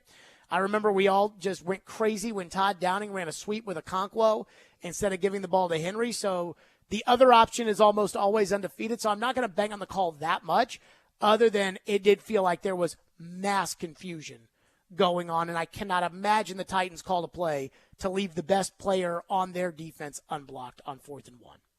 615-737-1025 is our phone number if you want to weigh in, 615-737-1025. So I got a message for fans here that apparently just look at only the box score. They say that these Titan games rate really well from a TV standpoint. They say the NFL rates really well. And for some reason, I don't understand what it is, but I read your texts and tweets and everything else, and all I seem to see are people that are reading the box score. We'll get to that coming up next, because there's 3 people that you've got to take your anger away from. We'll do that next. Stillman and Company on a Titans Monday And it's a bad Titans Monday, 102.5, 106.3 The Game. Green right, Fox 2 run, double catch. He takes you inside the huddle through the eyes of a quarterback. Wide 85, tight. Catch ESPN NFL analyst Tim Hasselbeck every Tuesday at noon as he breaks down the big stories in the NFL. Buffalo, maybe Miami. And with the Tennessee Titans. The Titans might be like, we're interested in a 1-year, $1 million contract. Tim Hasselbeck is on Caroline, Willie, and D-Mace on 102.5 and 106.3 The Game and the Game Nashville app. ElectronicExpress.com. We make it happen.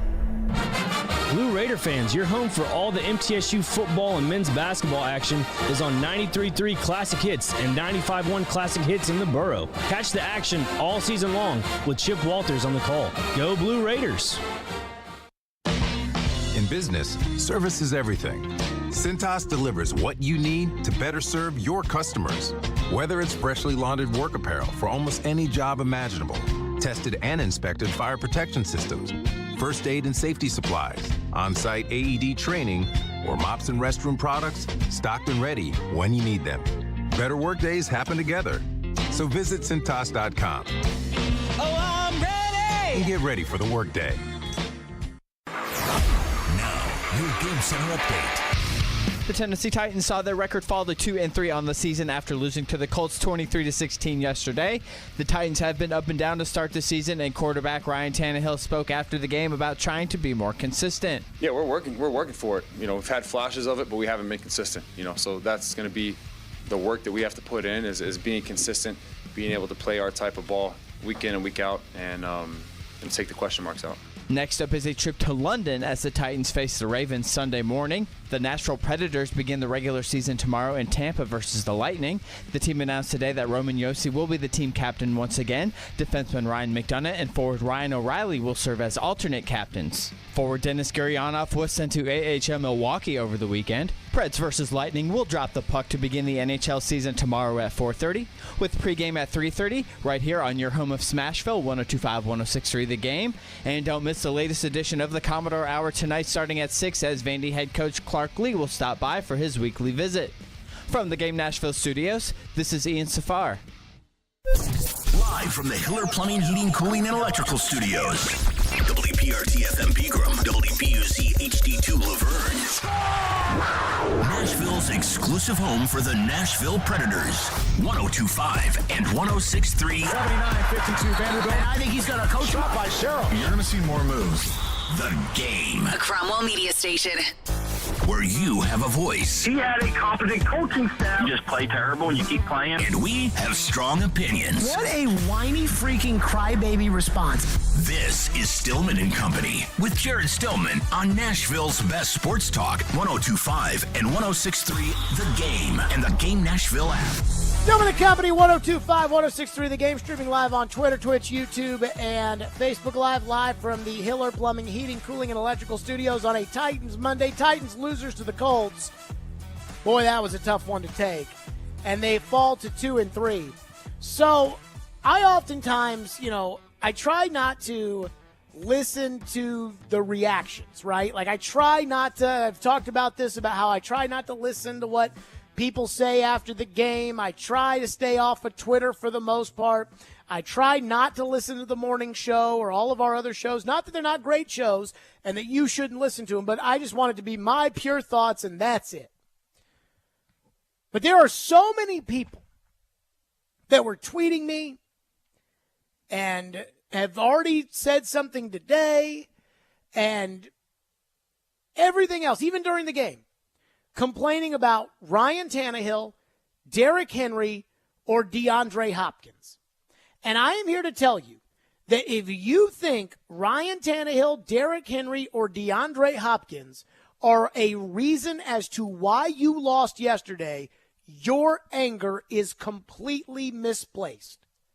I thought all three guys played a great game, including Henry. Now, here's what happens when you look at the box score. You see that Tannehill was 23 of 34. That's nothing special. 264. That's not that big of a deal. I mean, he had a quarterback rating of 78.6. That's not even very good. His 3 interception performance against Cincinnati, I think, was something like 66. So he had a quarterback rating of 78.6. But the interception, which, again, hurts the quarterback rating, the interception at the end of the game was a ball that had to be thrown. He didn't have a choice. He threw it. And it was, screw it, I'm going to chuck it in the direction of DeAndre. And it got picked. That's not a big deal. Tannehill had one bad throw yesterday. Outside of that, in my notes throughout the course of the game, I kept putting down great throw 17, great throw 17, tough run 22, good catch 10, hard run 22, tough run 22, great execution of fake by 17. And that was on a fake screen pass that was thrown to Derrick Henry for a gain of 13. Tannehill executed the fake perfectly. One play where DeForest Buckner just decided not to sack Tannehill on 3rd and 8. Tannehill stays right in there. Buckner just blows past Aaron Brewer, and Tannehill ends up staying with the play and completing a ball to Spears, who ends up picking up a first down. That was an excellent play from Ryan Tannehill. There was one where Ryan Tannehill stood in the pocket, took a lick, and got the ball out to DeAndre Hopkins. DeAndre had a catch on the sideline in which Adam Archuleta said that was a vintage DeAndre catch, where he went up over the DB and ended up making the catch. There was another one that, as a fan, I got very excited about. When Tannehill stood in the pocket, and I think he ended up taking a pretty good lick on this one, but DeAndre ended up just against the zone, running to the open spot. Tannehill was able to wait on DeAndre and then put the ball on him for a big gain. And I like that so much because it tells me that Tannehill and DeAndre are really starting to come along. Now, DeAndre was always going to have a big game in this game because Indianapolis allows you to play that way. The Ravens will not allow DeAndre to do that on Sunday. They're going to be physical with DeAndre. They're going to push back and forth. But the DeAndre is what you're paying for. You're paying him $12.5 million or whatever it is, and you're getting that production. Tannehill was awesome yesterday. Tannehill was excellent. And yet, every time they lose, it's time to move on from Tannehill. He can't carry the team. He never carried the team. He didn't carry the team in 2019. He didn't carry the team in 2020. He's never carried the team. And the quarterbacks that carried the team and can win championships make $50 million a year, and Tannehill makes $30. But I thought Tannehill was excellent. Tannehill's the only reason you had a chance to win that game. And then there's Henry. And boy, the box scouters are mad at Henry today. Woo! I mean, all I ever hear is people telling me that Henry needs to get the ball less, that they need to give it to Tajay Spears more. Henry, 13 carries, 43 yards. That's not very good, Jared. Yes. The one guy Indianapolis said, no matter what happens, that guy's not going to beat us. It's like a baseball game. They looked at the lineup card and they said, we're not pitching to this guy. They decided they weren't going to let Derrick Henry beat them. And you want to know how I knew that and why Derrick Henry still played a good game? Here's your first drive of the third quarter. Henry up the middle for a gain of 4. 2nd and 6, play action. Tannehill complete to Hopkins for a gain of 16. 1st and 10, play action. Tannehill complete to DeAndre Hopkins for a gain of 36. 1st and 10 from the Indy 19. Run fake for Derrick Henry. Pitch to Spears to the right for a 19-yard touchdown. Good block, I wrote in my notes, by Westbrook, Akine, and Okonkwo. Derrick Henry, fake to Derrick, fake to Derrick, fake to Derrick, touchdown. Derrick Henry is your offense.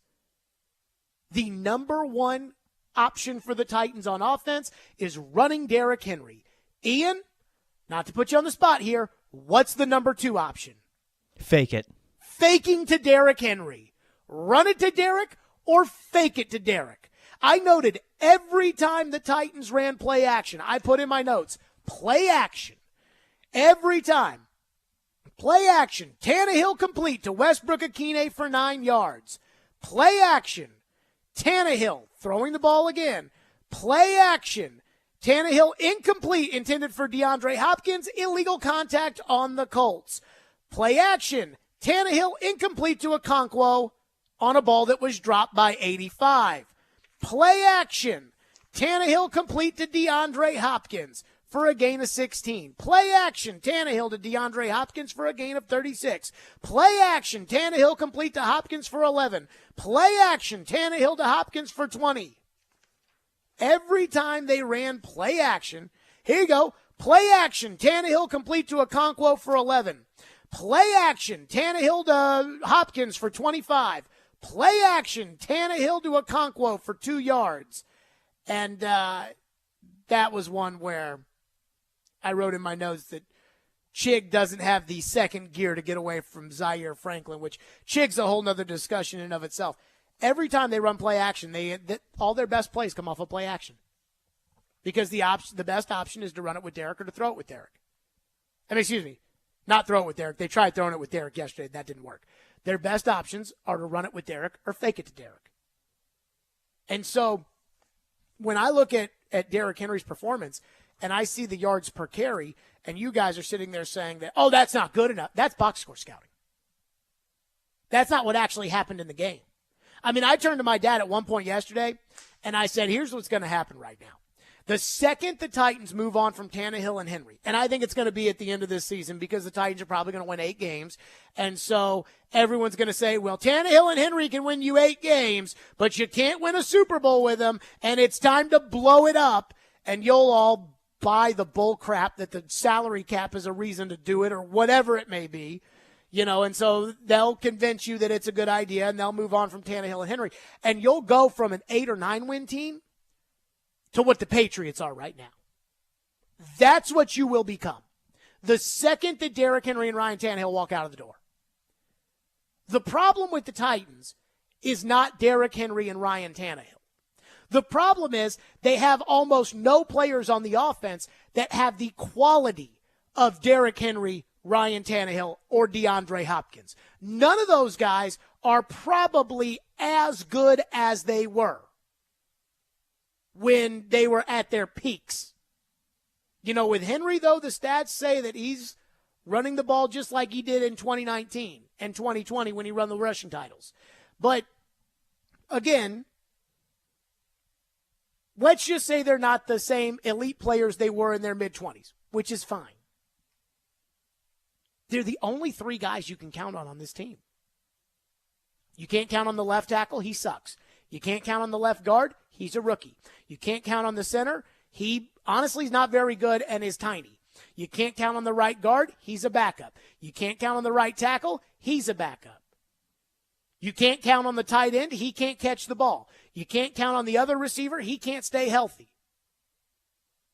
They're the only guys you can count on. And yesterday they played great. But those 3 can't do it all themselves. And they almost did. So if you're one of these Titan fans that watch the game and you think that Tannehill or Henry or Hopkins, you think those guys are the problem, you and I didn't watch the same game. Because you're not going to be able to throw the ball the way that they throw the ball off of play action if you're faking it to Tajay Spears. And the one good play Tajay Spears did have yesterday was because everybody in the ballpark thought Derrick Henry was getting the football. So, if you want to be mad at those guys, you did not watch the same game I watched. Would it be so hard to ask the defense to, stop the run once or to get a sack or to get a turnover? Or would it be hard to ask Chig to catch a ball? But it's not Tannehill, Henry, or Hopkins' fault, and you got to get over that. 615-737-1025 is our phone number. We will get to your phones, 615-737-1025. Now, there are some players, again, I don't think you can be mad at Henry, Tannehill, or Hopkins. But there are some players that you can be mad at, and you should be mad at. And we'll get to that part and your phones next here on a Titans Monday at Stillman and Company, 102.5, 106.3 The Game. Coming on in for Fergie.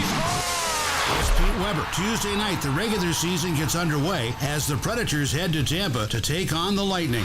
Join Max Urs, Hal Gill, and me starting at 3:30. Your home for Smashville is 102.5 and 106.3 The Game and the Game Nashville app. It's the final week of the Electronic Express 40th anniversary sale. Visit any of our convenient locations and save up to 40% throughout the entire store. This week, get a TCL 55-inch 4K TV for only $269, or a stainless steel refrigerator only $499. Plus, get up to 60 months special financing on items like a top-load laundry pair, only $349 each, or an HP touchscreen laptop just $699. Sale ends Saturday. Electronic Express. We make it happen. The Parker Store at 1909 Nolensville Road in Nashville is the Parker Factory Authorized Store for your Parker hydraulic, pneumatic, water, and chemical hose needs. They stock metric tubing and hose connections to 42 millimeters in size, and they'll fabricate while you wait up to 6,000 PSI hydraulic hoses in a 2-inch size. Call the Parker Store at 615-248-8245 for all the Parker requirements you have. The Parker Store, 1909 Nolensville Road. Actor Portrayal, based on a real patient experience. I'm Mike. I'm a husband, proud father of 2, work my butt off 6 days a week, some nights too. When my family or my company needs me to make it happen, I make it happen. But a few months ago, I started having trouble making it happen, in the bedroom. I tried some pills online, but they didn't work. Honestly, I thought about throwing in the towel on my sex life, but I'm not that old. I still want to enjoy intimacy with my wife. Like that poet said, I don't want to just go gently into that good night. So I went to the Tennessee Men's Clinic in Franklin. Got some lab work done, was prescribed some meds, and wow, it made it happen. I can't say enough about them. Their providers took care of me, followed up, and made sure I had a treatment plan that actually works. It's awesome. If I were you, and you're like me, I'd give them a call today, 615-208-9090, or go to TennesseeMen'sClinic.com. If you're like most guys, they'll make it happen for you too. Visit our website to learn more, including side effects. Treatments extra. Results vary. Exergen thermometers are proven to be more accurate than non-contact thermometers. With children back at school, keeping them healthy is important. Clinical studies have proven that non-contact thermometers are inaccurate and can miss fevers. Accuracy matters. That's why the Exergen thermometer is trusted and used by medical professionals. Exergen thermometers are available at Walgreens and other participating retailers. Choose a trusted and accurate thermometer for personal use. Learn more about why accuracy matters at Exergen.com. We try to stay cool by being on social media. I'm with it. I'm hip. Follow us on Twitter at 1025 The Game and on Instagram at 1025 The Game Nashville. Hey! Oh, yeah, and like us on Facebook, too. Strong opinions and a strong personality on your drive home. This is Stillman and Company on 1025 and 1063 The Game and the Game Nashville app. We hold our hats on not giving up because that's one of our keys this week. Don't give up a big play to eliminate X plays. And, at the end of the day, I think my bads not good enough in this league because my bads get you beat, as we saw today. We have to be better. All 11 on the field, have to play the next play instead of palms up or whatever it may be, my bad. But like I said, this league is not about my bads. It's about doing your job and not trying to do more. Yeah, we all want to make plays. And, when you mess up or if you feel like it was a play that was your fault or something like that, you want to be accountable to your guys. And that's the type of relationship we have as a team and as a defense. But, we just have to find ways to make more plays so we don't have to be saying my bad. There you go. That was Jeffrey Simmons and Kevin Byard. So I told you the guys you can't be mad at. I don't think you can be. I guess you can be mad at whoever you want to be. But I don't think you can be mad at Tannehill for how he played, Hopkins for how he played, or Henry for how he played yesterday. Again, what more do you want Derrick Henry? Their best player got an unblocked shot in the hole on Derrick Henry. What was he supposed to do? Jump over the guy? And at one point, this drove me crazy. At one point, I want to say that, like, Tajay Spears had 6 carries and Derrick Henry had 4. In fact, I think I got the halftime stats somewhere in here where at the end of the half, it was like 6 carries for Spears and 5 for Henry. 6 for Henry and 5 for Spears. Like, did Tajay Spears' dad call the AD or the principal and say that he's not getting enough touches? Because I don't know if you guys have noticed, but when Derek touches it 20 times or more in a game, you win. It's pretty simple.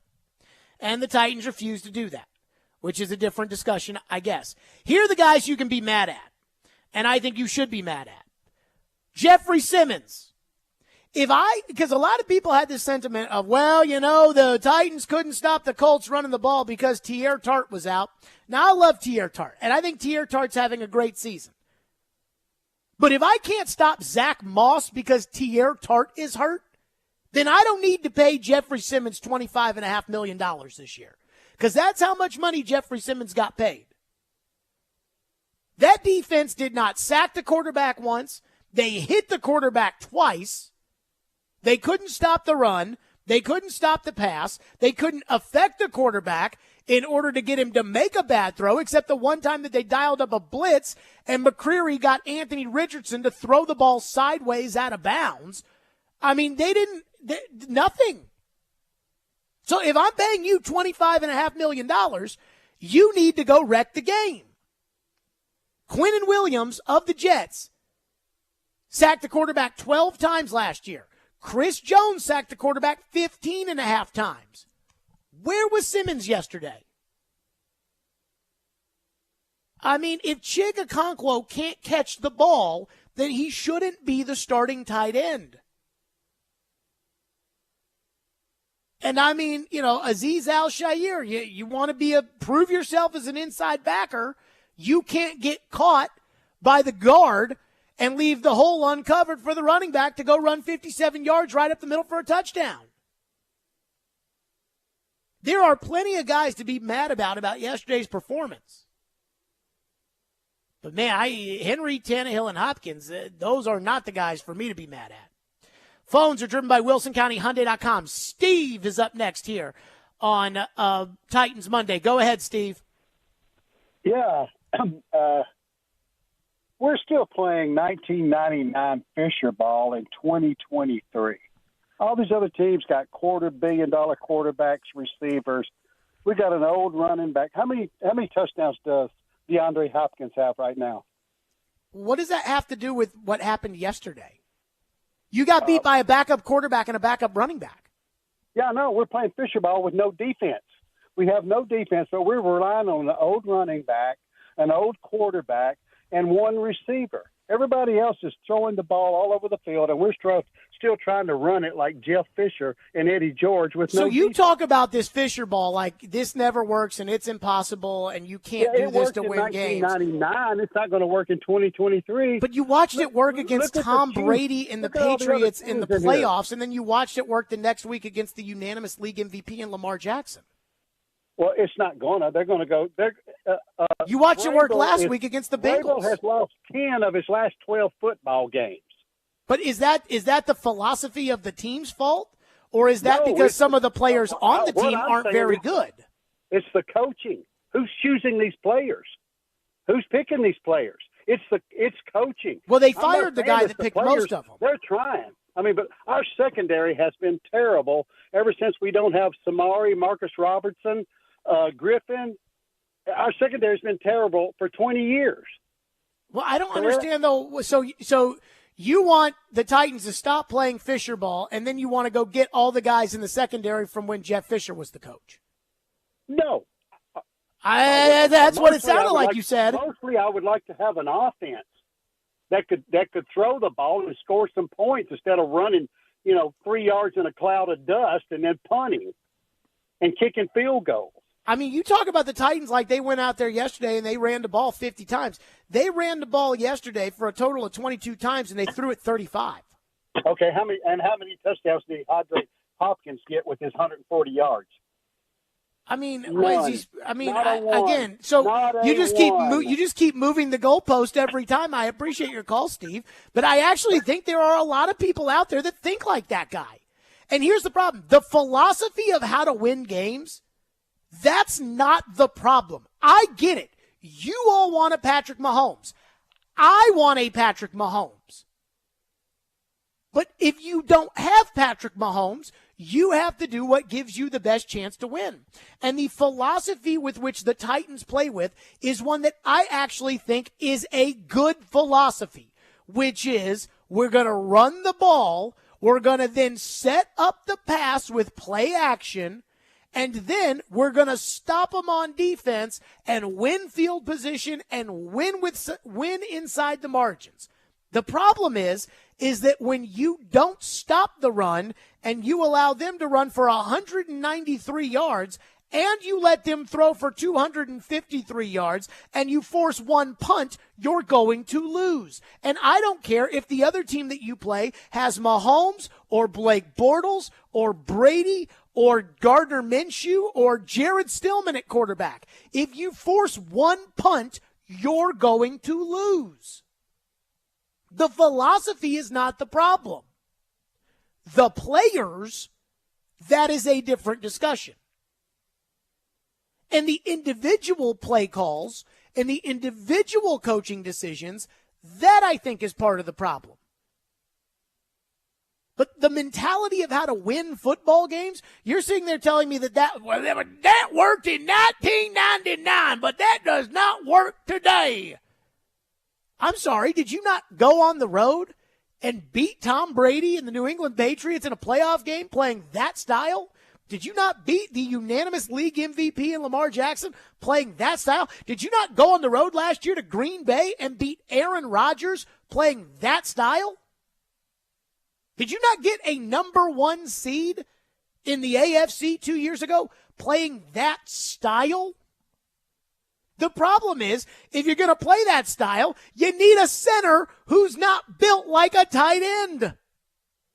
If you're going to play that style, you need a tight end who can catch the ball, not Chigakonkwo. And even the Jeff Fisher teams had Derek Mason and Chris Sanders. They had a guy that could go deep, and they had a guy that was reliable and could catch the ball. And for everybody out there that's talking about, they couldn't score in the red zone. That's how Indy plays. Like, you just think that the game is the same. The teams that you're playing are the same, and they play the same way every time. And so if you end up not scoring in the red zone, you've got a bad red zone offense. Or if you end up scoring there, you've got a good one. Whereas, some weeks you play teams that are really good red zone teams or have the philosophy to play well in the red zone. And other weeks you don't. But to just throw in the lump sum and say, oh yeah, he's no good. This philosophy is terrible. And this is not true. You've won too many games over the years doing this. 615-737-1025 is our phone number, 615-737-1025. Boy, people are mad now after that caller, and they're mad at me. One texter says, the Titans average 17 points a game. Do you think their defense can hold teams under 17 points a game? So they cannot win averaging 17 points a game. I think if the Titans defense would give the offense the ball back in the fourth quarter, they'd have a chance to score some more points. Just like last week when the other team didn't have an offense and the Titans were able to score 27 points. Now, the Cleveland game, and the defense was horrendous in the Cleveland game too, but the Cleveland game, we knew with their front that was going to be a defensive struggle. We knew with your Payless offensive line that you were not going to be able to block that front. So that's a different discussion. Yesterday, you should have been able to block that front. Yesterday, you should have been able to score more in the red zone, but that's the kind of game Indy wanted to play, and then when Indy got down there, they executed what they wanted to do, and you didn't. And that includes Steichen like a bozo. Boy, I tell you, Steichen may not be a bad coach. I have no idea. He was at Louisville once, and a lot of the people there, really seemed to have liked him one way or another. But that decision before halftime for Steichen not to kick the field goal was such a stereotypical offensive guru head coach farm out the other side of the ball decision. Like, that was I trust my offense. I think I can get it. Let's go. Like, dude, go take your 7-point lead into the locker room at halftime where Tennessee's getting the ball to start the second half, and he didn't take it, and it didn't even burn him that much. 615-737-1025, and that is the disheartening issue. 615-737-1025. And there's one thing that you guys seem to see a lot more than I do. I'm not sure I totally get it. We'll do that next. Stillman and Company right here, 102.5, 106.3 The Game. Every day we are live and local. It will help them get better players. I'm really excited about this defensive front. And your source for Nashville sports. They had missed the playoffs. Those players may end up being practice squad guys. We are Nashville's best sports talk. 102.5 and 106.3 The Game and the Game Nashville app. Over the years, more men have started to seek help for hormonal deficiencies and imbalances. And Dr. Jeffrey Lodge and wife Daphne, along with their experienced staff, give men the treatment required to improve your quality of life, improve your immune system, energy level, cognitive function, and more. There's no better time to achieve a healthy lifestyle. What are you waiting for? Give Cool Springs MD a call today for an appointment at 615-486-3458 or visit our website at coolspringsmd.com. Country music singer-songwriter Kylie Morgan absolutely loves her Genesis diamond ring. I got so many compliments as soon as I got the ring and continue to get compliments on it because it looks really pretty on my finger. Kylie's husband Jay heard folks in the music industry raving about Genesis, but he also did a lot of homework on his own. When it came to finding the ring, he took it very seriously. He did all the research. I think he knows more about diamonds than any man in the entire world, and that's how he landed on Genesis. He just knew that they were the best. Jay picked out a stunning, flawless, pear-shaped diamond in an elegant setting. Got the value price Genesis is known for. And now they both tell everyone they meet about the amazing Genesis experience. When you walk into Genesis, you can just feel the happiness. You know that they're helping find something that symbolizes the love that you have for your partner, and you can feel that as soon as you walk through the door. Always been you, and I've always been your wife. Genesis Diamonds, Green Hills and Cool Springs.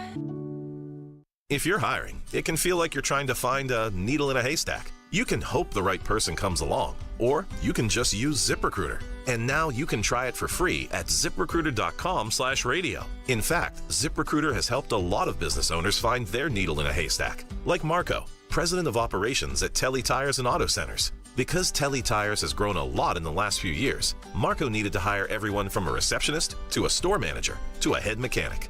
ZipRecruiter helps me find all the right people, even the most difficult jobs to fill. ZipRecruiter helps me keep my business running. Take it from Marco and millions of other businesses who've used ZipRecruiter. ZipRecruiter can help you find the needle in the haystack. See why 4 out of 5 employers who post a job on ZipRecruiter get a quality candidate within the first day. And right now, you can try ZipRecruiter for free. That's right, free at ZipRecruiter.com/radio. That's ZipRecruiter.com/RADIO. ZipRecruiter.com/radio. ZipRecruiter, the smartest way to hire. He knows the ins and outs of the Titans and isn't afraid to give his opinion. Traylon Burks needs a massive offseason. He's Jonathan Hutton of Outkick. I don't see how they make a move without going to Ryan Tannehill. Catch him every Monday at 10:30 on Chase McCabe and every Wednesday at noon on Caroline, Willie, and D-Mace. Hutton is on 102.5 and 106.3 The Game and the Game Nashville app. Hey Nashville, I'm Gary Smith, head coach of Nashville SC. You're listening to Nashville's best sports talk, 102.5 The Game. Tyjae Spears progressed as an offensive weapon this year? Good. We got to continue to find ways to get him the ball. My favorite contributions that he makes, I know that he's going to do good things with the football, but even on the pass to Wesco there on short yardage, he's sprinting down there to block somebody that's trying to hit, Trayvon, and he tries to protect the guy with the ball. Didn't really mention it, I don't think, during the week in Cincinnati, but the 15-yard penalty that everybody was questioning was Tajay coming over and blocking a guy and squaring him up in the hole and then driving him as the pass went, and the guy ripped Tajay's helmet off, and that's what they ended up calling it. So I think there was some questions on, was it on the quarterback, was it on Nick? It was actually Tajay's willingness to go in there and block the guy and finish as long as he could that the guy got frustrated and ripped his helmet off. So those are the things that, again, we talked about in Minnesota when he came in and blocked in the pressure and the mug look. And so those are all really, really positive things outside of what he does with the football in his hand, which, speaks for itself. There you go. That was Vrabel today talking about Tajay Spears. Tajay Spears did have the touchdown yesterday. I got one bone to pick, and then we're right back to your phones. You all, and apparently Vrabel and Tim Kelly, you guys must see something that I don't. I must be wrong about this. This conviction that I have when it comes to Tajay Spears, because every time that Tajay Spears comes up, everybody just starts foaming at the mouth, and they start talking about, oh, God, they got to get him the ball. I mean, he's so important. He's just breathtaking, game-changing. And I just don't see that. I think Spears is doing a good job as the change of pace back to Derrick Henry. I do agree with Spears. I thought he did, or with Vrabel, I thought Spears did an excellent job in pass protection against the Bengals. I thought Spears, and I'll be able to know more about this when I can watch the full tape later tonight, but I think Spears probably did a pretty good job in pass protection yesterday. But this idea that, like, Tajay Spears is some kind of earth-shattering, game breaker every time he touches the football, what do you people see that I apparently am missing? It's like CBS goes to CBS does that thing where it's like, let's check in with a game break. Here's JB. All right, thanks, guys. J.J. Watt, what happened? And I see Devon A-Chain for the Dolphins just run in a straight line down the field. I'm like, that is fast. Like, that's speed. I think Spears has more speed than most everybody else on the team, but I don't think Spears is Tyreek Hill. And I mean, he and Okonkwo should be the two guys that should be able to run away from people. And even I'm kind of putting, like, in my notes, like, yeah, I'd like to see him be able to turn around and run with that one. Or on third down, Spears had a drop yesterday. Spears had 34 yards carrying the ball, but 19 of that came on a play that worked because everybody in the ballpark thought it was going to Derrick Henry, and then he got excellent blocks from Westbrook-Akine and Chig Okonkwo. Like, if it's there, if it's blocked, he can run through it and but so can Derrick. And Derrick does it better. So all I hear are people that say, Spears needs the ball, Spears needs the ball, Spears needs the ball, Spears needs the ball. And then Vrabel's talking about, we got to figure out ways to get Spears the ball. And I'm like, when Derrick Henry carries the ball 20 times, you win. Every time. He carries it 20 times, you win. He carried it 13 yesterday. Derrick needs the ball more. See, here's the problem with the Titans offense, without getting into the offensive line, which is a whole nother different part of the issue. But here's the problem with the Titans offensive line. The problem with the Titans offensive line is that the Titans, when it comes to, the problem with the offense outside of the offensive line, the Titans are like a dinner menu. They got entrees, appetizers, and sides. Right now, they've got two entrees, Derrick Henry and DeAndre Hopkins. And I think I'm being generous right now in saying DeAndre is an entree, but he is the number one receiver, and I count on DeAndre, and he's had good games the last two games, and he and Tannehill are coming along, so I'm going to consider that. Going into the year, it needed to be Henry as an entree, DeAndre as an entree, Burks as an entree, and Okonkwo as an entree. Well, right now, Burks is not an entree because he can't catch and he can't stay healthy, and Okonkwo's not an entree because he can't catch and he can't run away from people. So everything else is a side. Spears is a side. He's a side to the Derrick Henry entree. But they don't need to be sitting there saying, you know what, the key to this is Spears, Spears, Spears. Because Spears is not as good as Derrick Henry. Spears is not an engine to the offense. He's a part of it. He's a feature. Derrick is the feature.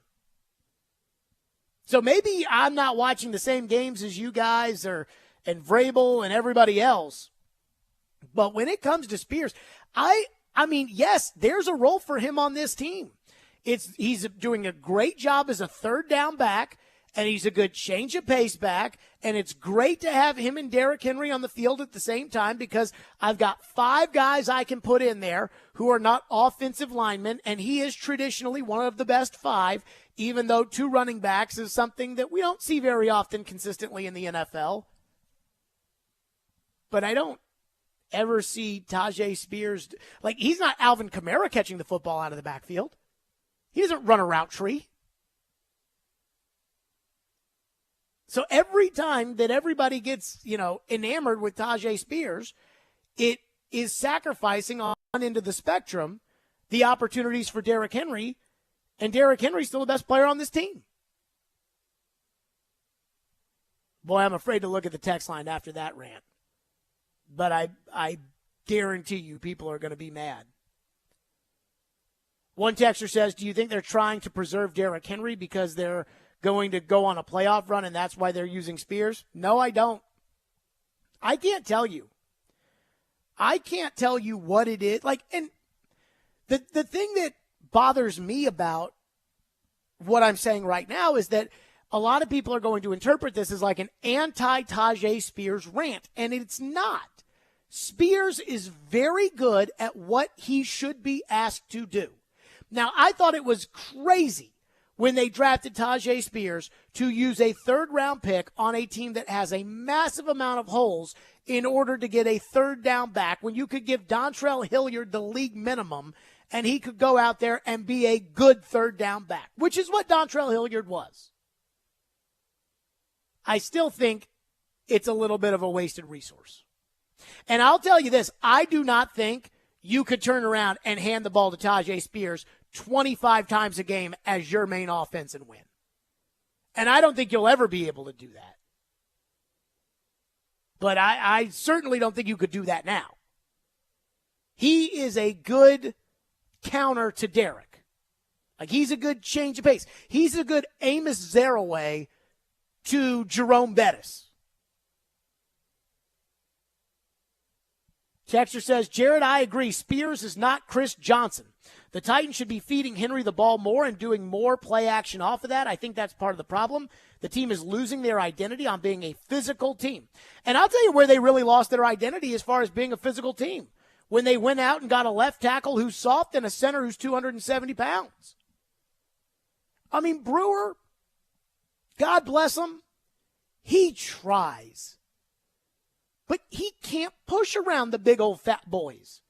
And it's amazing to me, like, how much pushback I get on saying that it's ridiculous for the Titans to have such a small offensive lineman on a team that wants to be, physical and tough and grind you out and things like that. Because it's simple physics that if I've got a guy who's 270 pounds and they put a guy who's 330 pounds on top of him, that the 270-pound guy should not be able to push him back. And I don't necessarily need to be Sir Isaac Newton to be able to know that. But the Titans just keep ignoring it. And they just talk about it like, yeah, we got to find a way to block him. And it's like, look at that guy's butt. He can't block those guys. So when they went out and got a soft left tackle in Andre Dillard, who doesn't push anybody around, and then they went and decided to, go with a 270-pound center, I think your identity is kind of like you're not embracing your identity. I think that has more to do with it than giving the ball to Spears does. But that's just me. More of your phones on the Titans. 615-737-1025 is our phone number, 615-737-1025. Stillman and Company continues on a Titans Monday, 102.5, 106.3 The Game. Vanderbilt football lives here. This Saturday, it's Vanderbilt and Georgia from First Bank Stadium. Kickoff at 11 a.m. Coverage starts at 9:30. Your home for the Commodores is 102.5 and 106.3 The Game and the Game Nashville app. When you own a business, it's like another member of your family. Its success takes time. It requires money, attention, and tools to help it grow. At F&M Bank, we'll treat your business like family, building trust and responding quickly when you need us. No matter your business goals, you can reach them easier when you have a banking relationship that supports you. Tools to conveniently manage your money coming in and going out, and expertise to make your business better. Bank your business at F&M Bank. myfmbank.com. Banking made easy on purpose. Member FDIC. Are you ready for the ultimate entertainment experience? Look no further than Big Play Hendersonville. Get ready to embark on an adventure like no other. Whether you're a kid or a kid at heart, Big Play Hendersonville has something for everyone. And right now, you can get half off a $50 gift card to check out all they have to offer, from bowling to laser tag, indoor go-karts, bumper cars, and more. They offer fantastic food options as well. Big Play isn't just a place, it's an experience. Get half off now at the game Nashville.com/deals. Hustle up, we've got 8 more floors to go before lunch. Sarusha's window washing business is reaching new heights. Wipe, and let's roll. They need more certified cleaners to keep online reviews crystal clear. Team, I know we're hustling, but watch for streaks. Candace, can you give me a hand over here? Indeed can help them hire great people fast. I need Indeed. Indeed you do. Our hiring platform instantly connects you with quality candidates, and you can schedule and conduct virtual interviews right from the Indeed dashboard. Visit Indeed.com/credit and get $75 towards your first sponsored job. Terms and conditions apply. Yo, yo, yo, what's up, party people? I'm Julie Foudy. And I'm Lynn Ozawi. We host the ESPN podcast Laughter Permitted, where we have candid chats with trailblazing women in sports and beyond. We've talked with goats like Billie Jean King, Simone Biles, Mia Hamm, Sue Bird, Candace Parker, Michaela Schifrin, just to name a few. So grab a donut or 500 and check us out wherever you get your podcasts. And a huge shout out to our presenting sponsor, Ally, who has supported us since day one. It's Laughter Permitted. Green Trees Company Dispensary and 102.5 The Game want to send you to see Kiss at Bridgestone Arena October 23rd. Keep listening to Nashville's best sports talk for your chance to win tickets to see Kiss on their End of the Road tour, courtesy of Green Trees Company Dispensary. Nashville's radio version of The Odd Couple. You would trade for the third pick? Yeah, I don't know that I would do that. Robbie Stanley and Joe Rexrode are Robbie and Rexrode. I'm here for the discussion. I'm not. It's a good one. It's absurd. Robbie and Rexrode. Mornings from 6 to 9. Win the games. When they get in the playoff, they'll have a chance to. Presented by TJ Anderson Homes of Benchmark Realty on 102.5 and 106.3 The Game and the Game Nashville app. You're listening to Stillman and Company on 102.5 and 106.3 The Game and the Game Nashville app. Aren't you like this decision? Yeah, I think, to me, it's the fourth quarter. You've been held to field goals. You need points. You need a touchdown. This is your chance, and you've got Derrick Henry in the backfield. Uh-oh, 2 men moving. Better reset. 4th and 1. Henry, well short. Zaire Franklin has been a monster for this defense. There you go. That was the 4th and 1. So Vrabel was asked about the 4th and 1 after the game, and I am telling you, I think that he blames this on Tannehill and Henry play the cut. No, just trying to, being able to hop the back over. I thought, we're trying to find a spot where we wanted to run it. Just didn't get it, didn't pick it up. Thought we'd obviously get it. That's why we went for it. And Ryan tried to move Derrick over, and we didn't pick it up. The execution on that play, Mike, was not blocked up the way you envisioned it on the. Well, we need to be able to pick up. You're not going to be able to block them all, but you're going to have to try to stay on there and gain a yard. Short yardage sometimes is a little dirty, and make sure everybody's covered up. And they tackled us, and we didn't get it. I don't think that was the game. I thought we had an opportunity to get the ball back and go score, and we didn't stop them. When he's talking about, we tried to hop the back. We were looking for a spot to run. Ryan moved Derrick over. I think what he's basically saying is, Tannehill's the one who decided where Derrick was going to run to. So blame him. And then, we got to be able to get a yard. Well, we paid Derrick Henry $10.5 million. Blame him. And maybe there's something to that. But I would think that running an offensive play where it felt like your guys didn't know where to go or who to block on 4th and 1 might be a little bit bigger of a concern for me, but that's just how I felt. One texter into the text line says, Spears is the future, not the now. Henry is the now, and I highly doubt Spears will ever be Henry. I almost wish he'd get a soft tissue injury to get back to the Titans game, because you can see Tim Kelly and Vrabel aren't backing off of going back to their winning recipe of pounding Henry for the first half. They're lighting up the stats on the ground in the second half. I have yet to see Spears stiff-arm a grown man like a rag doll. I've yet to see Spears just fly to where nobody can catch him, which is what I ask the fast players to do. Like, I have yet to see Spears, and Chris Johnson, I think, is a perfect example of this. Because if you want to be able to run the ball with speed, that's who can do it. And I have yet to see Spears have one of those runs where it's like you cannot stop him no matter how fast you run. Like Lamar Jackson, who you'll play Sunday. Lamar doesn't have those kind of runs anymore, but he used to. He used to.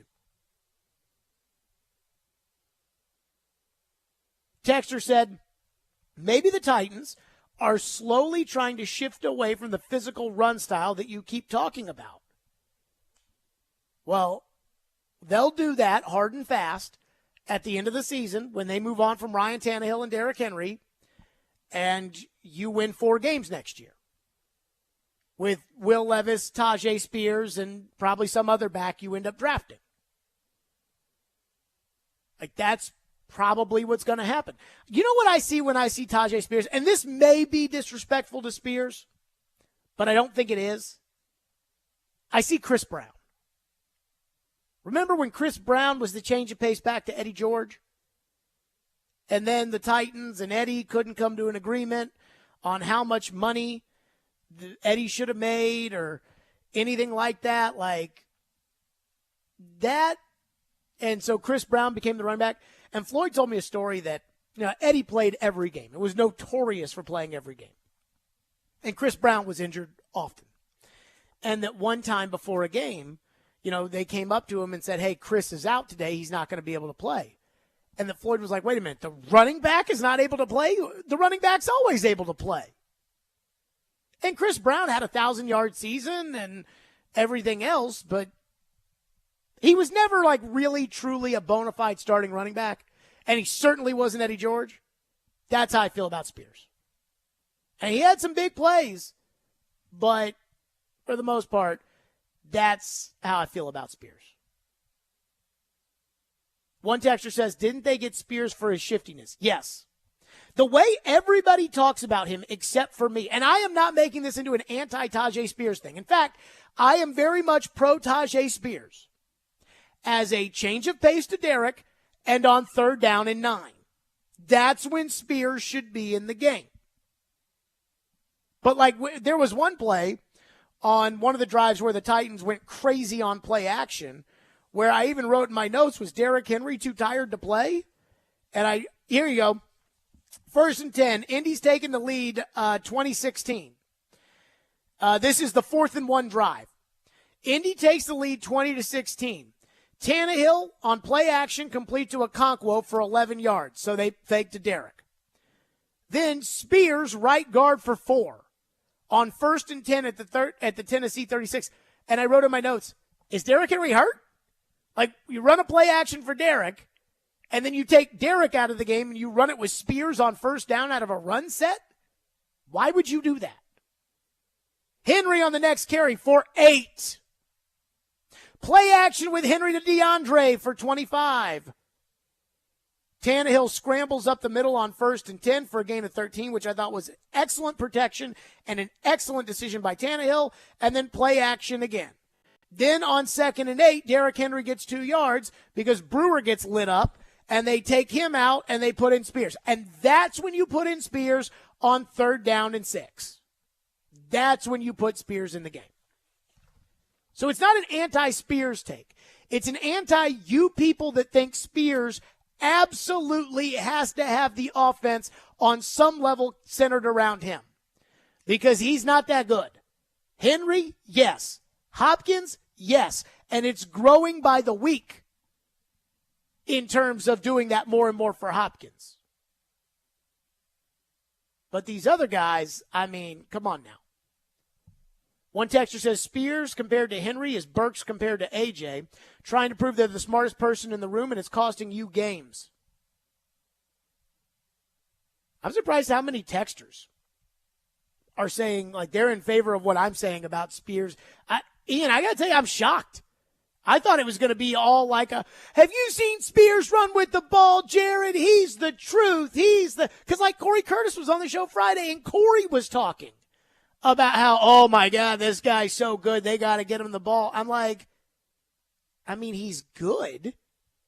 Is he so good that they have to get him the ball good? I mean, he is good. I do like him as a runner. I think it's a good change of pace. I am worried about the whole, hey, 3rd and long, take Henry out, put Spears in the telegraph thing. You know, that's the whole thing that we were complaining about last year, is the telegraphing of the personnel packages. Sure. And so, you know, they need to have Spears in the game and run the ball with him in the game. Otherwise, you know it's going to be a pass.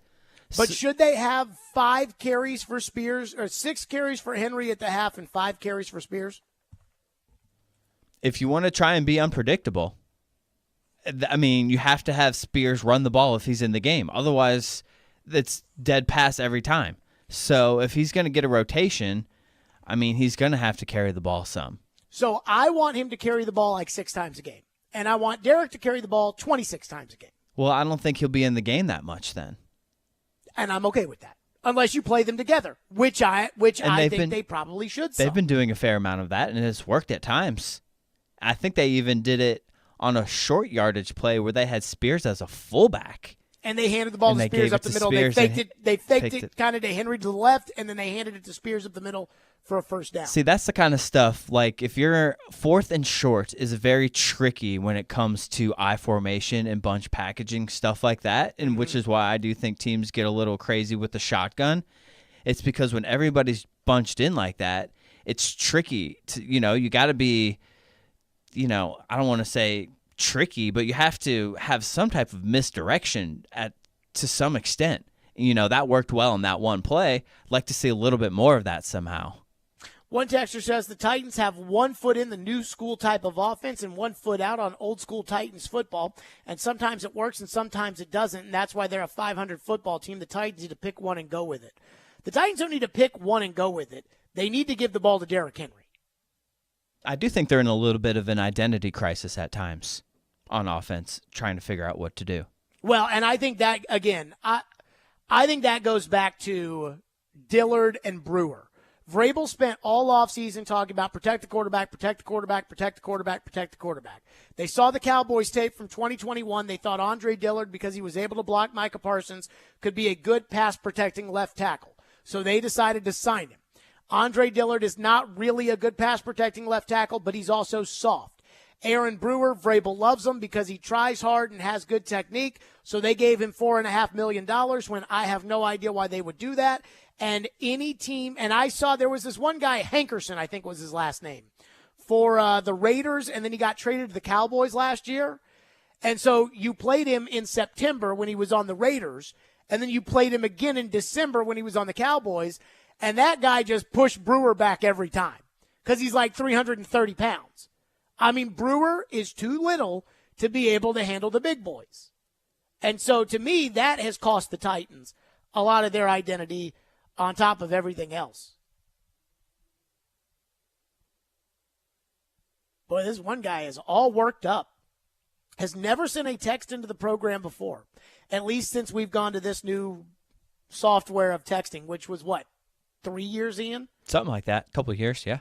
This guy has sent 1, 2, 3, 4, 5, 6, 7, 8 texts.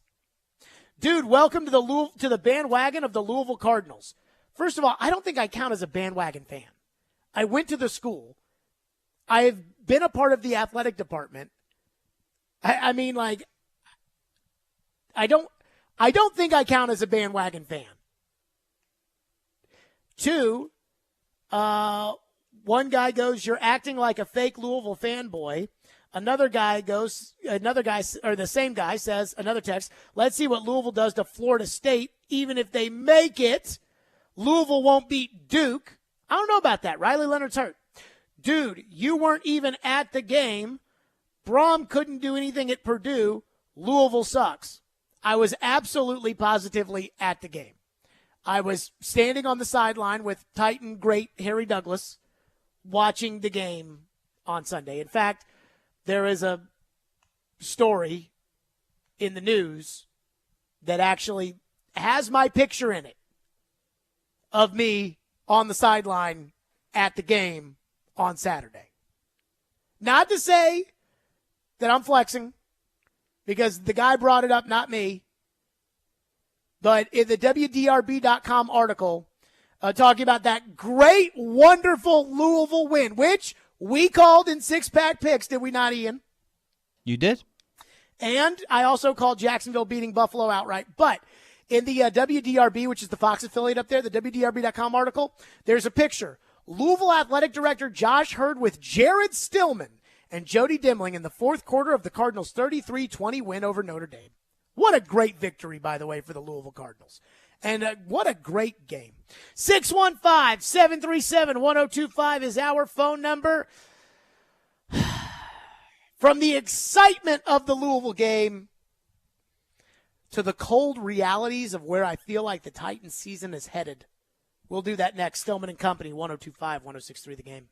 Whether it's college football, players might end up not going to Alabama or Georgia, or the NFL. I think that this team wins the AFC South. Trevor knows. Join ESPN's Trevor Maddich every Tuesday at 4:30 on Stillman and Company as he gives his opinions on the latest from the gridiron. I'm going to the team where I can get a ring. Trevor Maddich brought to you by Houston Clinic Orthopedics, where experience matters, on 102.5 and 106.3 The Game and the Game Nashville app. ElectronicExpress.com. We make it happen.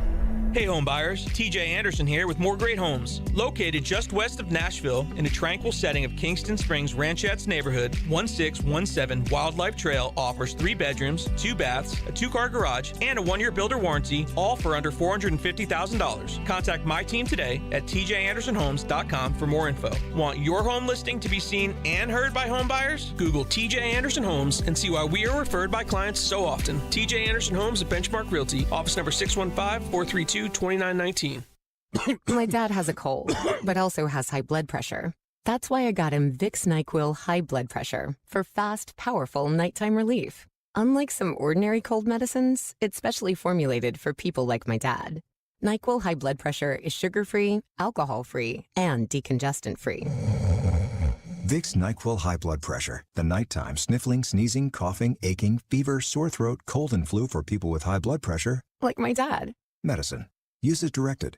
Now, your Game Center update. This Game Center update is delivered by Black Time Moving. The Tennessee Titans saw their record fall to 2-3 on the season after losing to the Colts yesterday 23-16. Titans head coach Mike Vrabel spoke after the game on some of the things that led to the loss. If you don't score in the red zone and you don't stop the run and you don't get off on third down, you're probably going to lose. I'm not trying to be funny by any means, but that's what happens, and it makes it really hard to win. Next up is a trip to London as the Titans face the Ravens Sunday morning. And tonight's Monday night matchup, the Packers take on the Raiders. The Nashville Predators begin the regular season tomorrow in Tampa versus the Lightning. The team announced today that Roman Josi will be the team captain once again. Defenseman Ryan McDonough and forward Ryan O'Reilly will serve as alternate captains. Forward Denis Gurianov was sent to AHL Milwaukee over the weekend. Preds versus Lightning will drop the puck to begin the NHL season tomorrow at 4:30, with pregame at 3:30, right here on your home of Smashville, 102.5, 106.3 The Game. And don't miss the latest edition of the Commodore Hour tonight starting at 6 as Vandy head coach Clark Lee will stop by for his weekly visit. This Game Center update delivered by Black Tie Moving. Use the promo code GAME to score 10% off your next move. From the Game Nashville studios, this is Ian Safar. Live from the Hiller Plumbing, Heating, Cooling, and Electrical Studios. WPRT FM Pegram, WPUC HD2 Laverne. Ross Chastain will be first to finish in the Ally 500 at Nashville Super Speedway. Nashville's exclusive home for NASCAR. 102.5 and 106.3. Checkered flag is in the air. Man, this is a win in the cup race. The Game. A Cromwell media station. Where you have a voice. He had a competent coaching staff. You just play terrible and you keep playing. And we have strong opinions. What a whiny freaking crybaby response. This is Stillman and Company with Jared Stillman on Nashville's best sports talk, 102.5 and 106.3 The Game and the Game Nashville app. Stillman and Company, 102.5, 106.3 The Game, streaming live on Twitter, Twitch, YouTube, and Facebook live from the Hiller Plumbing, Heating, Cooling, and Electrical Studios on a Titans Monday. It is a somber Titans Monday today because the Titans probably proved on Sunday that they're not very good. Yeah, I came into the season with some pretty decent expectations. Now, did I think the Titans were going to win the AFC? No. Did I think the Titans were going to be as good as a Kansas City or a Buffalo or what we thought Cincinnati was supposed to be? No. But I definitely thought the Titans could compete for the AFC South. I thought the Titans should compete for the AFC South. I thought the Titans had an easy schedule. I thought the Titans would compete with the AFC, for the AFC South, and that the Titans would get back to competence, something that kind of has left the organization since they decided to make Todd Downing their offensive coordinator in 2021. And in training camp, it looked like the defense was legit. It looked like when they went to Minnesota and they kicked the Vikings square in the tush, it looked like they had a defensive line that was going to get after every quarterback, and they had DBs that could cover long enough, and that they had an inside linebacker and Azeez Al-Shaair that could run with backs and tight ends and tackle and get in the backfield and tip balls in the air, and it looked like they had a defense that could be elite. And I think we've learned now, this is not a good defense. They had one solid defensive game against the Bengals with a quarterback that was probably 30%. They were not good when it mattered against the Saints. They gave up 300-something passing yards against the Chargers, could not hold the lead in the end of regulation. And they were terrible against the Browns, regardless of what the offense did or didn't do. And they were terrible yesterday against the Colts. Now, I said going into the year, looking at the schedule, if the Titans could get to 3-3 at the bye, then they'd be fine. And going into Sunday, and I haven't done the tallying up since Sunday's game, but going into Sunday, the remainder of the schedule after the London game was sitting at 21-19. So that's 500. That's average. But what yesterday's game proved to me, a game where there wasn't one horrendous, glowing coaching mistake that cost you the game. There wasn't one player individually that cost you the game, although Christian Fulton did his best to play for the Colts yesterday. Your quarterback was excellent. Your wide receiver gave you upwards of 20 yards. Your running back was effective. Your kicker hit from 53. Boy, that was of the things we were the most wrong about. The defense and the kicker.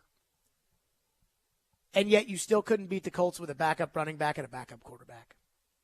Not only could you not beat them, they both excelled. Their backup running back and their backup quarterback ate you up alive. 165 for Moss, 11 of 14 for 155 for Minshew, no interceptions, no sacks, and a 112.8 quarterback rating.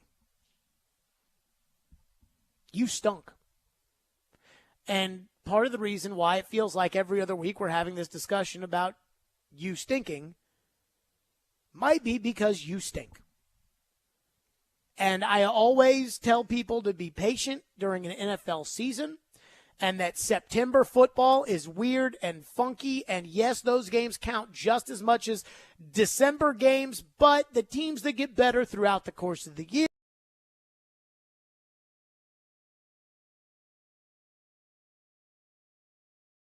spots.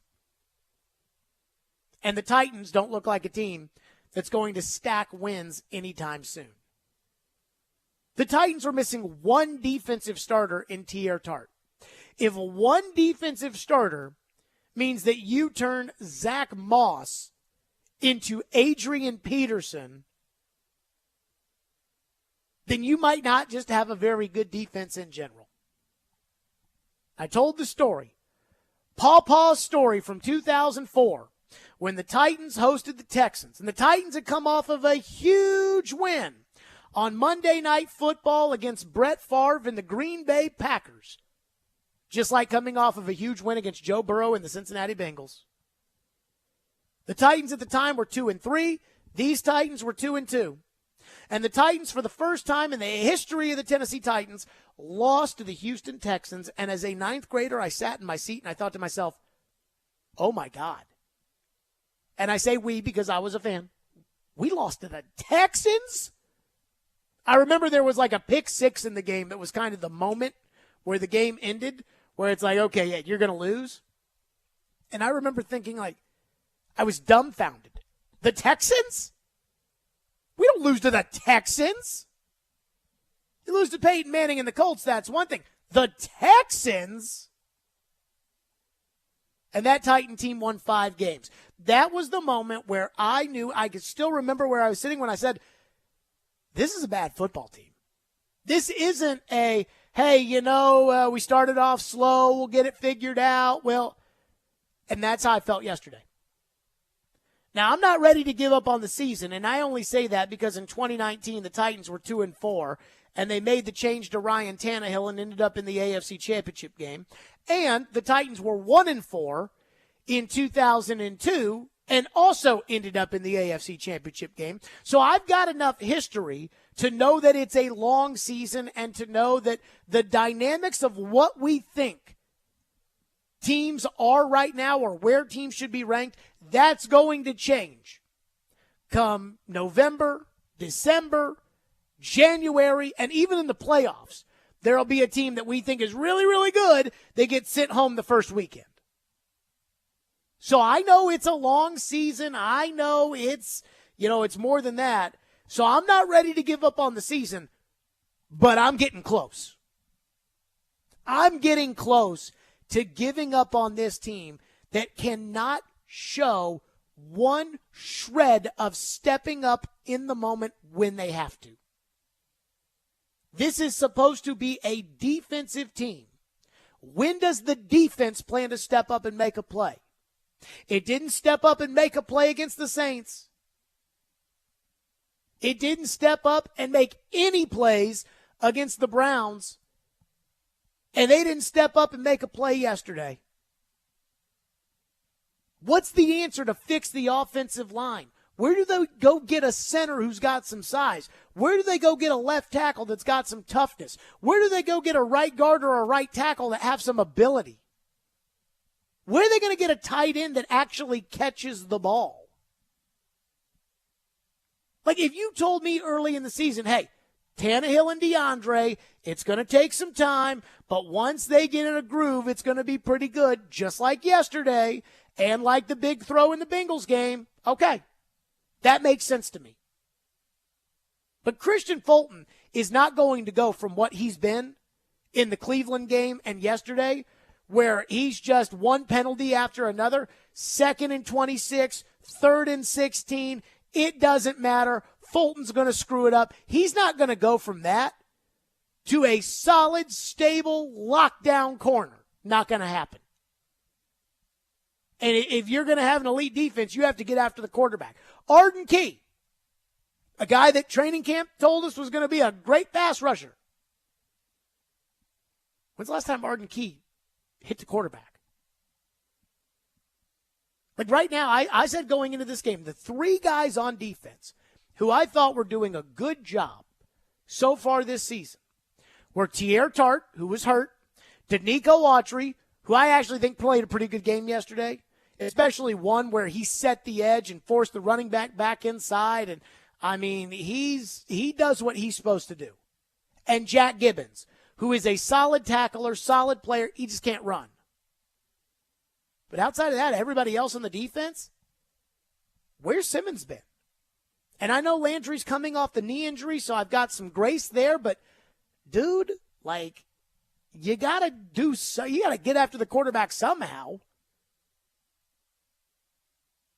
Murphy Bunting is an average to below average corner who gets you beat at just the wrong times, including yesterday on a big third down at the end of the game where Minshew faced the blitz and he took a pop, and Murphy Bunting was a day late and $1 short. And I wrote in my notes, that's the kind of ball that cannot be completed under any circumstances. That's the kind of ball that if you're going to get an interference, go ahead and make them throw that flag. But he played off the guy, and it was a first down. So I'm not ready to give up yet, but I'm close. Because I just don't see toughness. I don't see, all of the things that the Titans have been good at over the years. The attention to detail, physicality, nastiness. I don't see it. I see a bunch of guys waiting for Derrick Henry to bail them out. I see a bunch of guys pointing fingers at the referee. And I'm not sure these players are even listening to this coach anymore. So I'm not ready to give up on the season, but I'm getting close. 615-737-1025. We'll get to your phones on a Titans Monday, 615-737-1025. And I thought yesterday's loss was worse than the Browns' loss. I'll explain. We'll do that next. Stillman and Company, 102.5, 106.3 The Game. He breaks down every game. The players are still going to be fine. And knows the ins and outs of the two-tone blue. They deal with their own position coaches. He is ESPN NFL Nation Titans reporter Teron Davenport. It's clear what he's doing. TD joins every Monday at 1, Thursdays at 3, Friday mornings at 8, and anytime on the Talkin' with TD podcast. I think that's really cool how he could show both sides. TD is on 102.5 and 106.3 The Game and the Game Nashville app. It's the final week of the Electronic Express 40th anniversary sale. Visit any of our convenient locations and save up to 40% throughout the entire store. This week, get a TCL 55-inch 4K TV for only $269, or a stainless steel refrigerator only $499. Plus, get up to 60 months special financing on items like a top-load laundry pair, only $349 each, or an HP touchscreen laptop just $699. Sale ends Saturday. Electronic Express. We make it happen.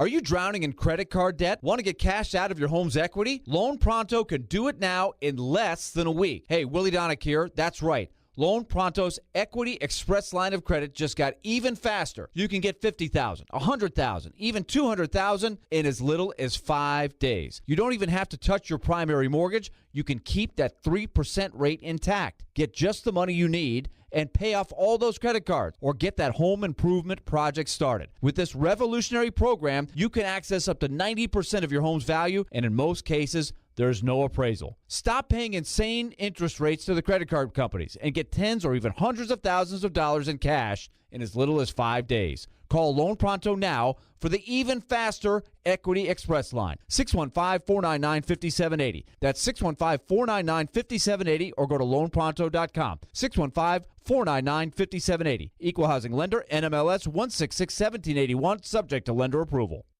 We all hear the radio ads about the IRS. They tell you to be afraid, to be scared, and they try to frighten you into calling. I'm not here to do that. Tax Relief Advocates is different. TRA is here to tell you that if you owe money to the IRS, whether it's $5,000, $50,000, or $500,000, we have a solution. It doesn't matter if you're sitting in your car, at work, or with your kids. No matter where you are, call now. 800-575-6759. Don't lose hope. TRA can eliminate or reduce what you owe to the IRS. There is zero risk to you. If we can't reduce your tax debt, then you pay nothing. Our passion is taxes and helping individuals fix their IRS problems. We have a 5-star rating on Google and Yelp and an A+ with the Better Business Bureau. You don't need to be afraid of the IRS any longer. End your tax nightmare today by visiting us online at TRA.com or call 800-575-6759. That's 800-575-6759. Tax Relief Advocates. Real solutions for real people.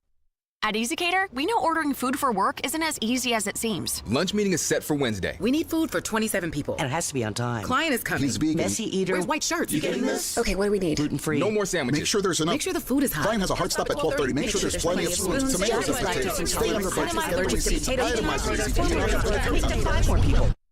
Lunch meeting? Just use EasyCater. Food for work delivered on time as ordered with a huge variety. 100,000 restaurants, one platform. Order 24/7 at easycater.com. Want to weigh in on the conversation? It's a brain booster. Slide into our DMs. Or just text or call at 615-737-1025. Our phone line is driven by WilsonCountyHyundai.com. Strong opinions and a strong personality on your drive home. This is Stillman and Company on 102.5 and 106.3 The Game and the Game Nashville app. The message is validated and collectively failed to validate it. Well, we lost the game. You know what I mean? We lost the game. So you can drum it up. No, I mean, obviously not. You know what I mean? Obviously there were things that we did that were, you know, exactly how we want to do them. And then there was too many things that weren't good enough. And, you know, you put a lot into each and every week. You go out and compete, and you have to try to make some adjustments, try to make some big plays, critical moments. They made more than we did. There you go. That was Vrabel talking about, hey, we lost the game. And if you want to coddle the Titans, the way to do that is to say, look, it was one game. Or you could say Zach Moss played a great game. You know, you got to give him credit. You got to give Gardner Minshew credit. And I can't do that. And I got to tell you, yesterday's game, and I was thinking about this pretty much all afternoon yesterday, I think that hurt worse than the Browns game. Because the Browns game was so bad defensively that it was almost like hey, we already knew the offensive line had problems. You're playing an elite defense, and the Titans went in there with a bad game plan, and you're really never going to be able to beat those kind of teams anyways, and the defense just needs to get its head out of its tush, and it'll be okay. But this one was worse because it was all the same things that happened against the Browns, and yet you got an excellent performance out of your quarterback, an excellent performance out of your number one receiver, and an excellent performance out of your running back, and you still lost. Your game plan was not bad. In fact, I thought Tim Kelly called some great plays on Sunday. Not the kookamamie, let's try to block with one guy being Andre Dillard. Let's try to block Myles Garrett at the end of the half. Ridiculous coaching malpractice. I actually thought he coached a good game. I thought they, for the most part, coached a good game. They just didn't show up. And they keep not showing up. No, this isn't September anymore. This is a divisional game with the division on the, you would have been in first place with a win. I'm not going to say the division was on the line, but these are the kind of games that when you stack these up, the division teams normally win. And you didn't show up. And it means one of two things. Either you don't have the talent to show up, which is debatable and probably worth discussing, or you don't have the heart to show up. And if you don't have the heart to show up, then you're not going to be able to win in the NFL. You're not going to be able to turn this around if you don't have the heart to show up. Phone lines are driven by WilsonCountyHyundai.com at 615-737-1025. If you want to weigh in on the program, Ben texts into the text line and says, even people that have all the faith in the world in the Titans could have felt comfortable betting their house that the Titans wouldn't win the Super Bowl this year. What we want to see is a direction that will turn this team into a contender by 2025, and the Titans seem to have no direction. Even if Tannehill is playing fine, the Titans need to figure out the future at the position. I don't understand something here. Number one, in the NFL, it is incredibly hard to load up for the future, right? Like, it's incredibly difficult to do that. Because you don't know, like, if you'll get the right pick in the right year, and if you make that pick, you don't even know if that pick will be any good. The San Francisco 49ers traded everything to get the third pick, and that guy didn't even play for them. So that doesn't bother me. The thing that I don't understand, like, I think you guys just are not willing to admit, is the Titans have figured out the future of the position. It's Will Levis. They didn't trade up and draft a guy 33 to see what he could do. They drafted Will Levis to be the quarterback. Texter says, I believe John Robinson's poor draft picks are starting to show because they had too many misses. I mean, Robinson probably had too many misses for my liking. One thing, though, I do wonder is what have the Titans done in terms of coaching some of these guys when they've gotten them, and has that been good enough? And then secondly, I think that every team has busts, and it's just convenient to point. John Robinson's misses aren't why Andre Dillard's your left tackle. Rand Carthon and Mike Vrabel thought that Andre Dillard could be a starting left tackle in the NFL. That's why Andre Dillard's at left tackle. That's not John Robinson's fault. So I would just remind everybody of that, as inconvenient perhaps as that may be. Andrew says, Henry is old and slow. He's not bailing anyone out. Hell, I think the Titans win yesterday if Tajay Spears got all his carries. There's the first person that does the whole, Spears, he's the future. He's better than Henry. They need to give him the ball. They need to. Yeah. Spears had one good carry, and it was on a fake to Derrick Henry. Oh, goodness gracious. Texter says, have you noticed watching the broadcast when Derrick Henry has a good run, he'll look to the sideline and signal for a sub? Do you think his conditioning is down, or do you think he's got that much faith in Spears to fill in while he's down and takes a snap off? I saw that in the Saints game where they ran that screen pass and Henry called for a sub. I did not see Henry call for a sub yesterday. Ian, did I miss that? Did Henry call for a sub yesterday? I did not notice that yesterday. I did notice it on the screen pass where you mentioned in the Saints game. He kind of tapped his helmet and pointed to the sideline. Didn't notice it as much this week. If Henry is calling for a bunch of subs, then I got a different problem on a different day. Right now, I think Derrick Henry's fine. And I don't think that he's in poor condition or anything like that. Texter says, these guys are getting paid to make the right picks. No excuses. Let's see Will Levis. Goodness gracious. Although I will say, C.J. Stroud does not look bad. And it hurts. I didn't watch him yesterday. But you know what's funny? I watched, the Texans play the Colts. And you want to know why the Texans didn't win the game? Because they didn't score touchdowns in the red zone. Mm-hmm. I mean, Texans didn't win yesterday either. So it's not like C.J. Stroud led them to the victory. But he does look pretty solid for a rookie. Texter says, John Robinson's whiffs equals Andre Dillard. No, you signing Andre Dillard equals Andre Dillard. There could be an argument. I guess you didn't have to sign Dillard no matter who was there, right? Like, you chose to fill the spot with Dillard. But if there was a tackle still on the roster, they wouldn't have been forced to try and fill it with a Band-Aid move. I just think I'll use an example of this. The Philadelphia Eagles drafted Jalen Reagor in the first round of 2020, and they traded for A.J. Brown, and that fixed that mistake. And so if the Eagles wanted to go discount at wide receiver, they would have gone after Robert Woods. They wouldn't have traded for A.J. Brown. So that's if the Titans wanted to go out and get Orlando Brown or somebody like that to play left tackle, things might be a little different.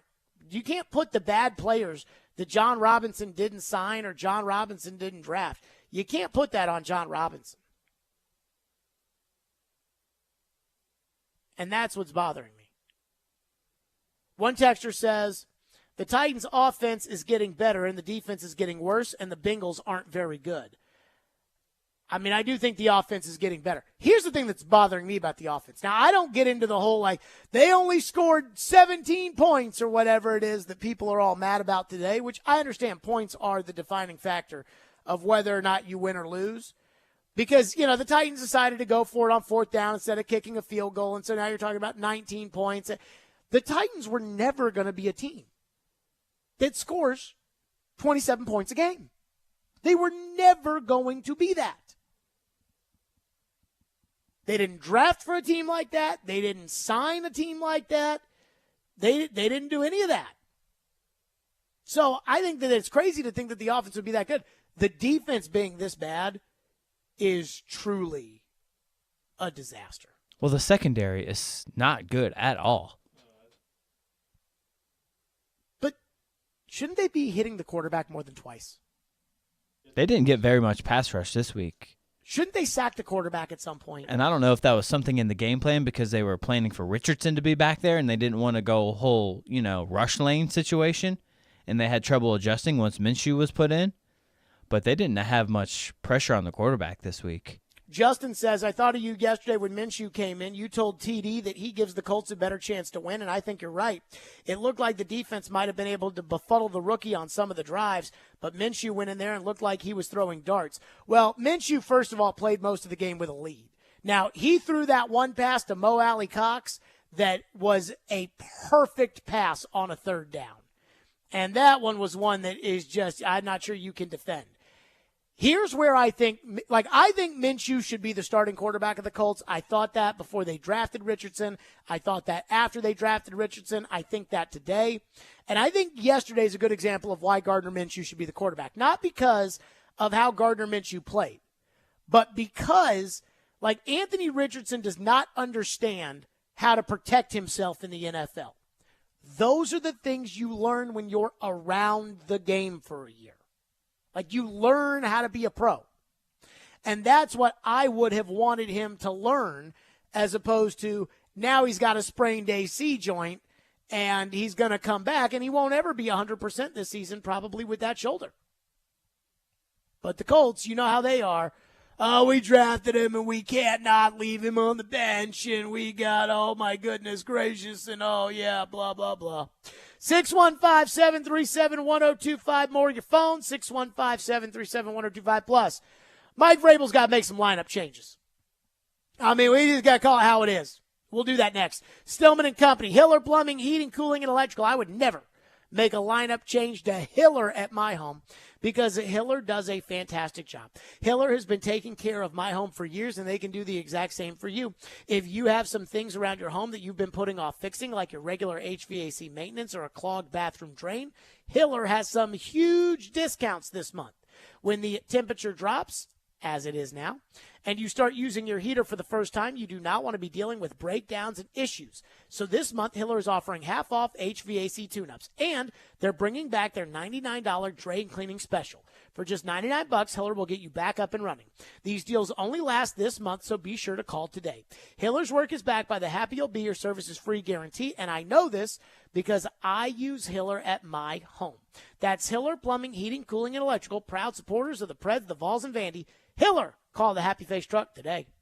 Every day we are live and local. I think Vanderbilt is steady, disciplined. It's been so long since Tennessee's gotten out of the first weekend. And your source for Nashville sports. I don't mind going to another team. You want to know what the coaching staff's going to look like? We are Nashville's best sports talk. 102.5 and 106.3 The Game and the Game Nashville app. I bought jewelry in New York, I bought jewelry in LA, I bought jewelry in South Beach, I bought jewelry internationally. Business owner Adam Rothberg knows jewelry. And of all the stores he shopped over the years, his number one place to go, it's right here, Genesis Diamonds. There's not a real big reason to go visit a lot of other jewelry stores. Everything that you hope to find everywhere else, you may get bits and pieces of it from others, but you come here and it's a one-stop shop. It's everything that you need to have. From the largest selection of GIA certified diamonds to the top designer brands in the world to a stunning selection of luxury pre-owned Rolexes. You really don't need to go anywhere else. Quality of the pieces, obviously a large selection, a selection that fits into a lot of people's budget, and then obviously good counsel and good advocacy for the people that work here that actually know the pieces and know the jewelry business. And who aren't paid on commission. They're not pushy. No hard sell. All this plus the strongest warranties and guarantees in the jewelry industry, plus nationwide price protection and free service for life on any purchase. Service you get from Genesis is second to none. Come discover the store that's got it all. Genesis Diamonds, Green Hills and Cool Springs.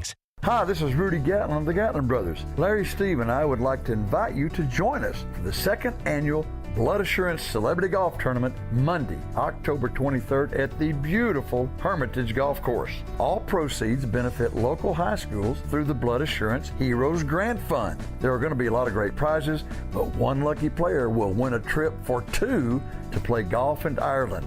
To sign up and for more information, go to bloodassurance.org/celebrity-golf. Come on and join us. Vanderbilt Commodore fans, 102.5 and 106.3 The Game, along with 94.9 The Fan, is your new home for broadcast of games and the Commodore Hour on Monday evenings. Catch all the action for football, men's and women's basketball, and baseball all season long. Go Doors! Are you always on the go? We've got you covered. Download the Game Nashville app from your app store and listen to us wherever you are. Robbie Stanley, Joe Rexroad. It's Chase McKay. Caroline, Willie, D-Mays. Stillman Company. We are Nashville's best sports talk. Good station. I listen to it all the time. 102.5 and 106.3 The Game and the Game Nashville app. What's happening in Nashville? This is Scott Van Pelt. You're listening to Nashville's best sports talk, ESPN 102.5 The Game. Minshew puts a man under it. And that falls incomplete. There's the flag. Michael Pittman working against Christian Fulton. What a backbreaker this would be for Tennessee's defense. Spot of the foul, automatic. First down. Yeah, let's take a look at Fulton and see if he pinned Michael Pittman's right arm against his body as they're running down the field. I thought initially that Fulton was in really good shape. He's able to get up. Yeah, there it is. There's a hook of the left shoulder. Yep. And that's just one of those situations where he probably didn't impede him, but just don't put your arm around the shoulder pad, right? Just have the discipline to keep your hand out of it, and you're going to be able to make a play on the football. And a much tougher down and distance here. Shane Steichen looks down at that play sheet. Gardner Minshew, 10 of 13 for a $145. There's Trey Sermon, their number 3 back, lines up alongside Minshew. Minshew protected, slinging it, incomplete. There's the flag. Alec Pierce against Christian Fulton. Pass interference, defense, number 26. Ball's placed in the spot of the foul. Automatic, first down. You see Pierce, number 14, and oh yeah, I mean, but that is just a backbreaker. That is a backbreaker if you are the Tennessee Titans. There you go. Those are 2 of Fulton's PI calls. He gave up 3 big plays, including one where he just lost Josh Downs, and Richardson threw the ball to him to complete another big third down. Fulton's terrible. So Ian, by the way, is defending Fulton, which I cannot believe. Well, I just said the first one was seen like a little bit of a weak call. He said in the clip, he said it probably didn't impede his progress, but we're going to call it pass interference anyways. I thought they were both legit.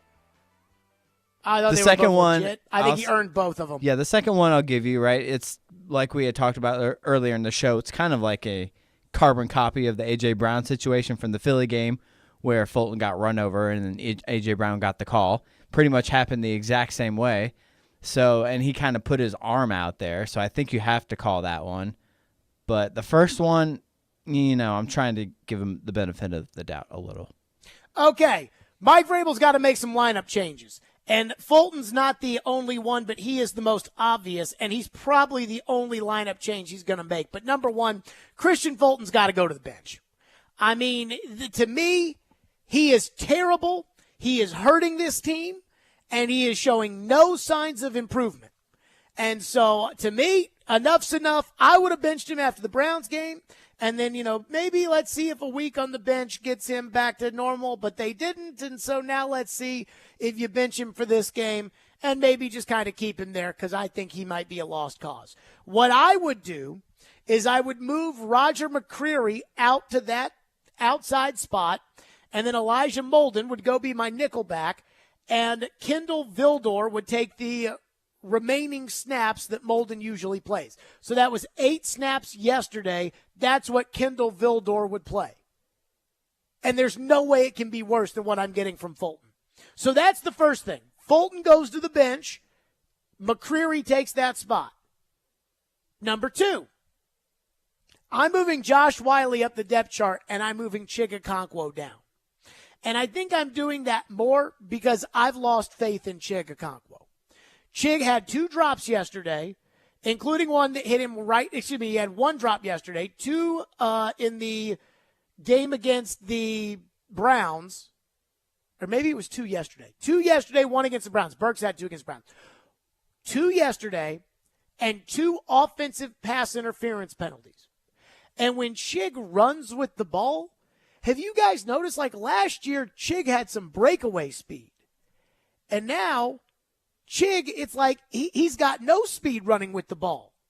So I don't know if they put too much weight on him lifting in the offseason or what it might be. But there was a big concern that I had going into the offseason of, am I sure that Chig Okonkwo is ready to be given a number 1 tight end spot? And everybody assured me that the answer was yes, and that Chig had proven enough, and that they could figure out the blocking, and that it would be okay. Well, Chig is not a great blocker, though he did have a beautiful block on the Tajay Spears touchdown run. Chig is not a good blocker. But he's really not that much of a receiver right now either. Whereas Josh Wiley has been a better blocker than Chig and a more consistent weapon in the passing game. And so I'm a believer that you play good, they pay good. So right now with Wiley, I'm bumping him up to number 1 because Chig is not doing enough to justify his snap count. Now, I'm not saying Wiley is a number 1 tight end in the NFL either. But I'm going to give him more reps because I trust him more as a blocker, and he's helping me out more in the passing game. And then finally, Nicholas Petit-Frere needs to be practicing at left tackle this week. He already knows how to play right tackle in this offense, I would think, even though this is a different offense than what they ran last year. But Andre Dillard just has such limitations. And I'm not sure I can get over Andre Dillard's limitations. And so Nicholas Petit-Frere should be a good left tackle in the NFL because of, his pedigree. He was the number 1 recruit in the country. He was an All-American at Ohio State. I certainly don't think he ever will be a good left tackle, but I think he's probably got a little bit more nastiness in him than Andre Dillard does. Probably a better pass blocker than Andre Dillard. It would be something that now you get a week, 2 weeks of practice under your belt. I think I'd be ready to put Nicholas Petit-Frere in at least a little bit. So those are the moves I'm making. And again, the difference in the snap count between Wiley and Chig, which would be the tight end 1, tight end 2, the difference in the snap count is Wiley yesterday played 22 snaps, Chig played 35. So now I just flip it.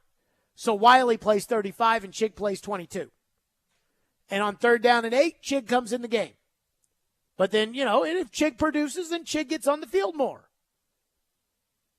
But I've got the team yearbook, which they gave us at the first game on our way out the door.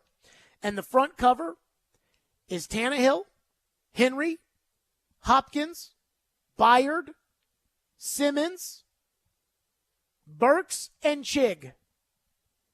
And Burks and Chig were given positions that they didn't earn.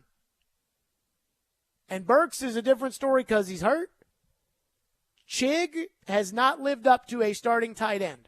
And he hasn't been better than the other guy when the other guy has played.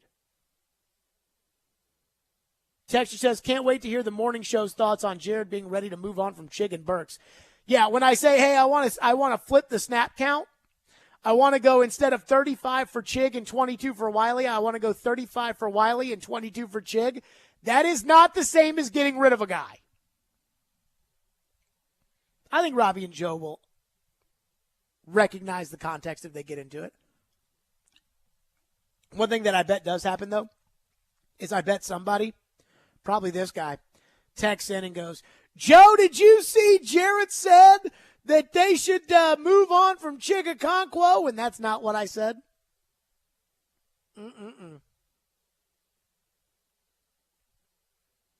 Chris says, Jared, do you think Vrabel is losing some of the players his habit the last couple of years of calling players out in public may be affecting the locker room. I don't think that's the problem. Like when he said the DeAndre Hopkins, Julio Jones, don't do dumb stuff to hurt the team, and Keyshawn Johnson made a huge deal out of that. I don't think that affected the locker room at all. I do wonder if Vrabel's message is getting through to the players. I do wonder if I think Vrabel's the same guy that he's always been. I think he's the same guy. But I do wonder if the actual message is getting through to the players. Because when he says our message all week was to affirm what we know we can be, like that was our message all week, and then they go out and they play the way they played, holy crap. It's like they may not be listening to you, coach. When you say, oh, yeah, we're trying to work with Christian Fulton at halftime on his technique, and he goes out there and he gets more pass interference penalties, and then he, after the game, is blaming the referee, like, he may not be listening to you anymore, coach. So I do wonder if Vrabel's message, the thing about the Titans is every time under Vrabel that they play on TV, everybody always says, well, you know what you get when you play the Titans. You play a team that's tough. You play a team that's physical. You play a team where you got to bring your lunch pail.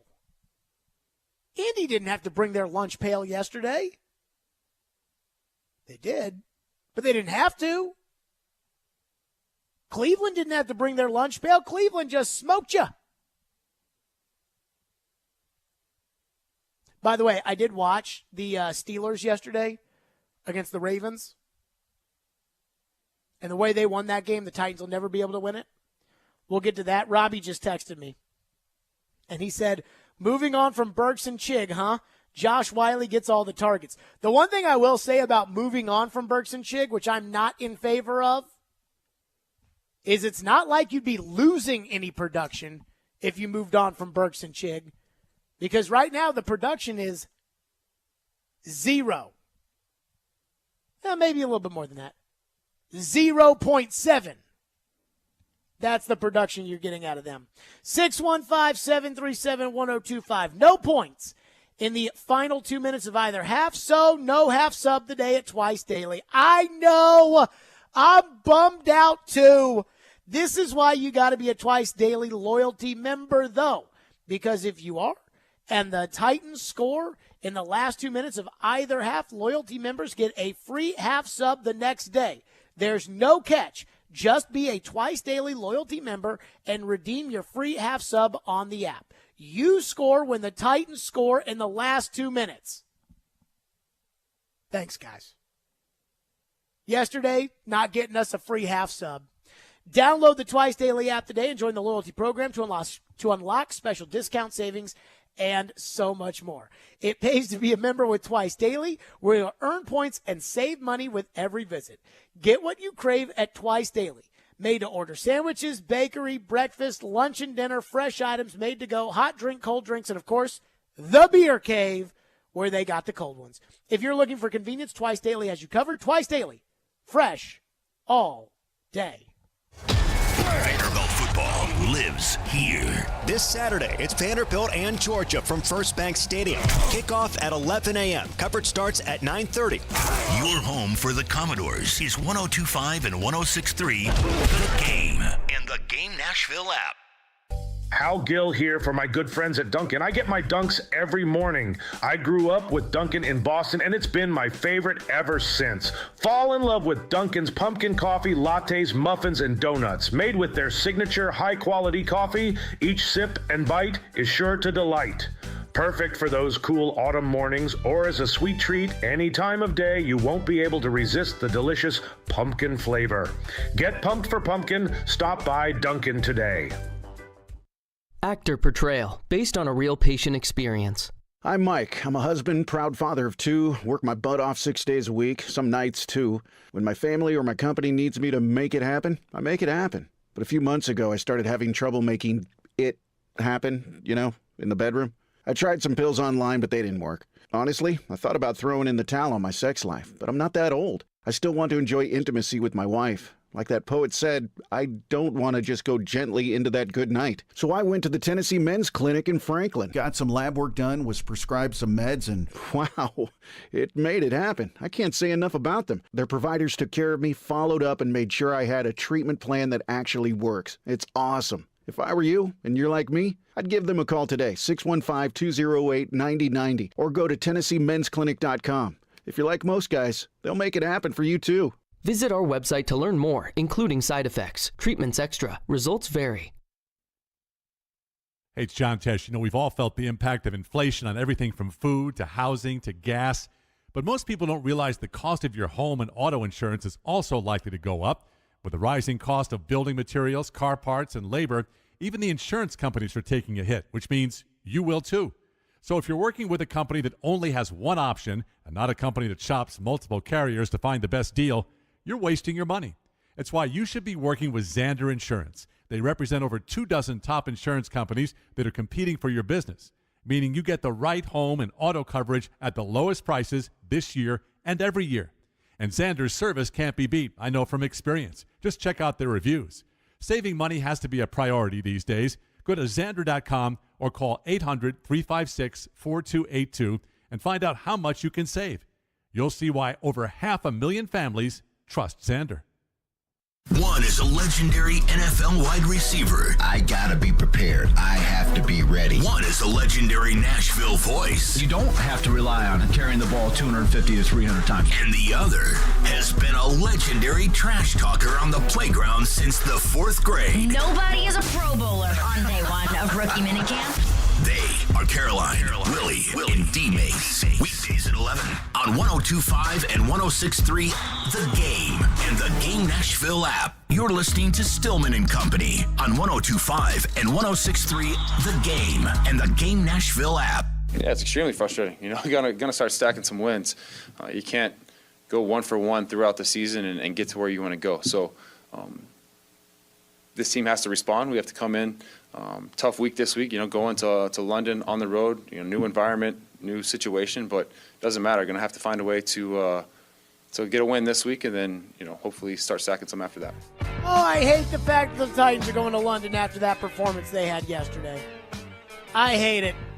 And yesterday I was watching the bottom screen of the scroll yesterday, and I was keeping up with the Ravens and the Steelers. And I was thinking, go Ravens, go, because you know how that division is, the AFC North. You know that those games are tough and hard and physical, and we talk about what the Titans are supposed to be and what they're not right now, that kind of whole lunch pail thing. That's what the AFC North is. And so for most of the game, the Ravens were winning yesterday.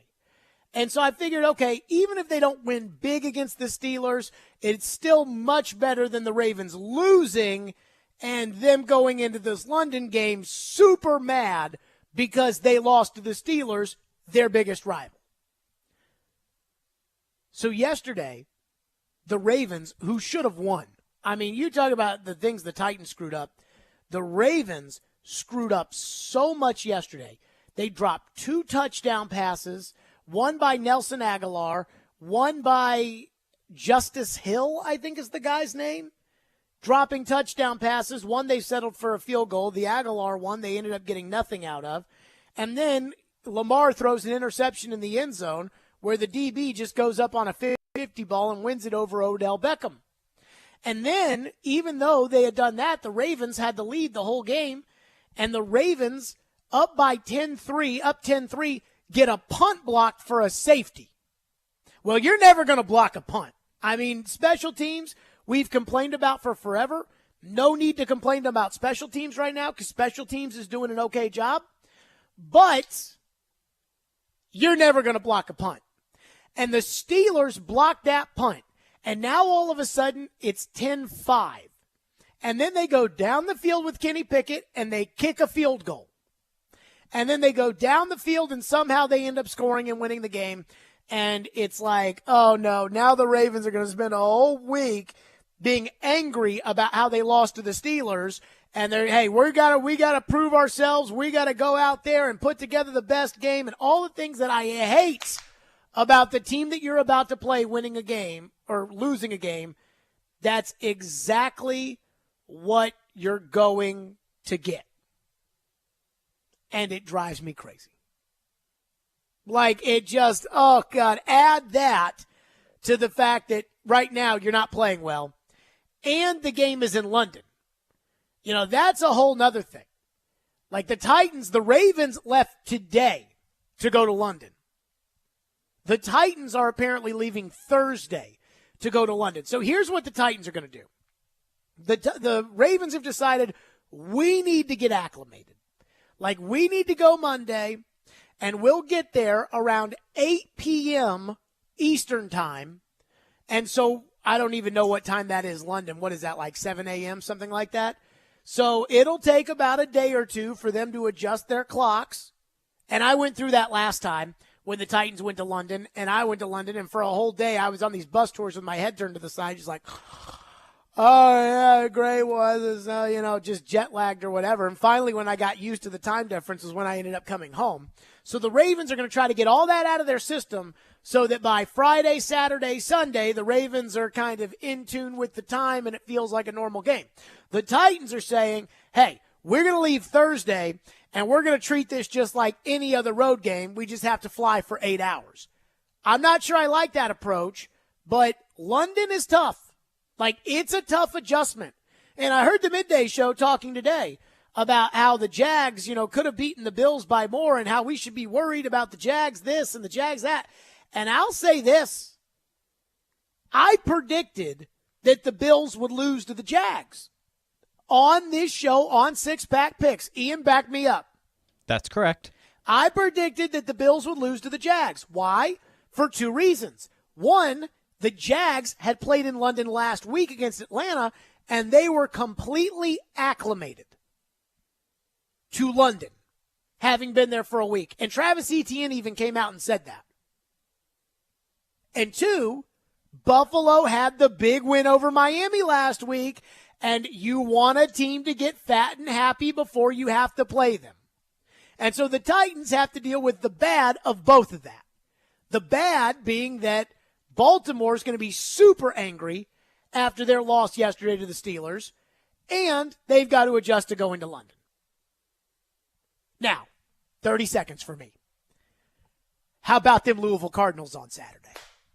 I mean, I went to the game Saturday.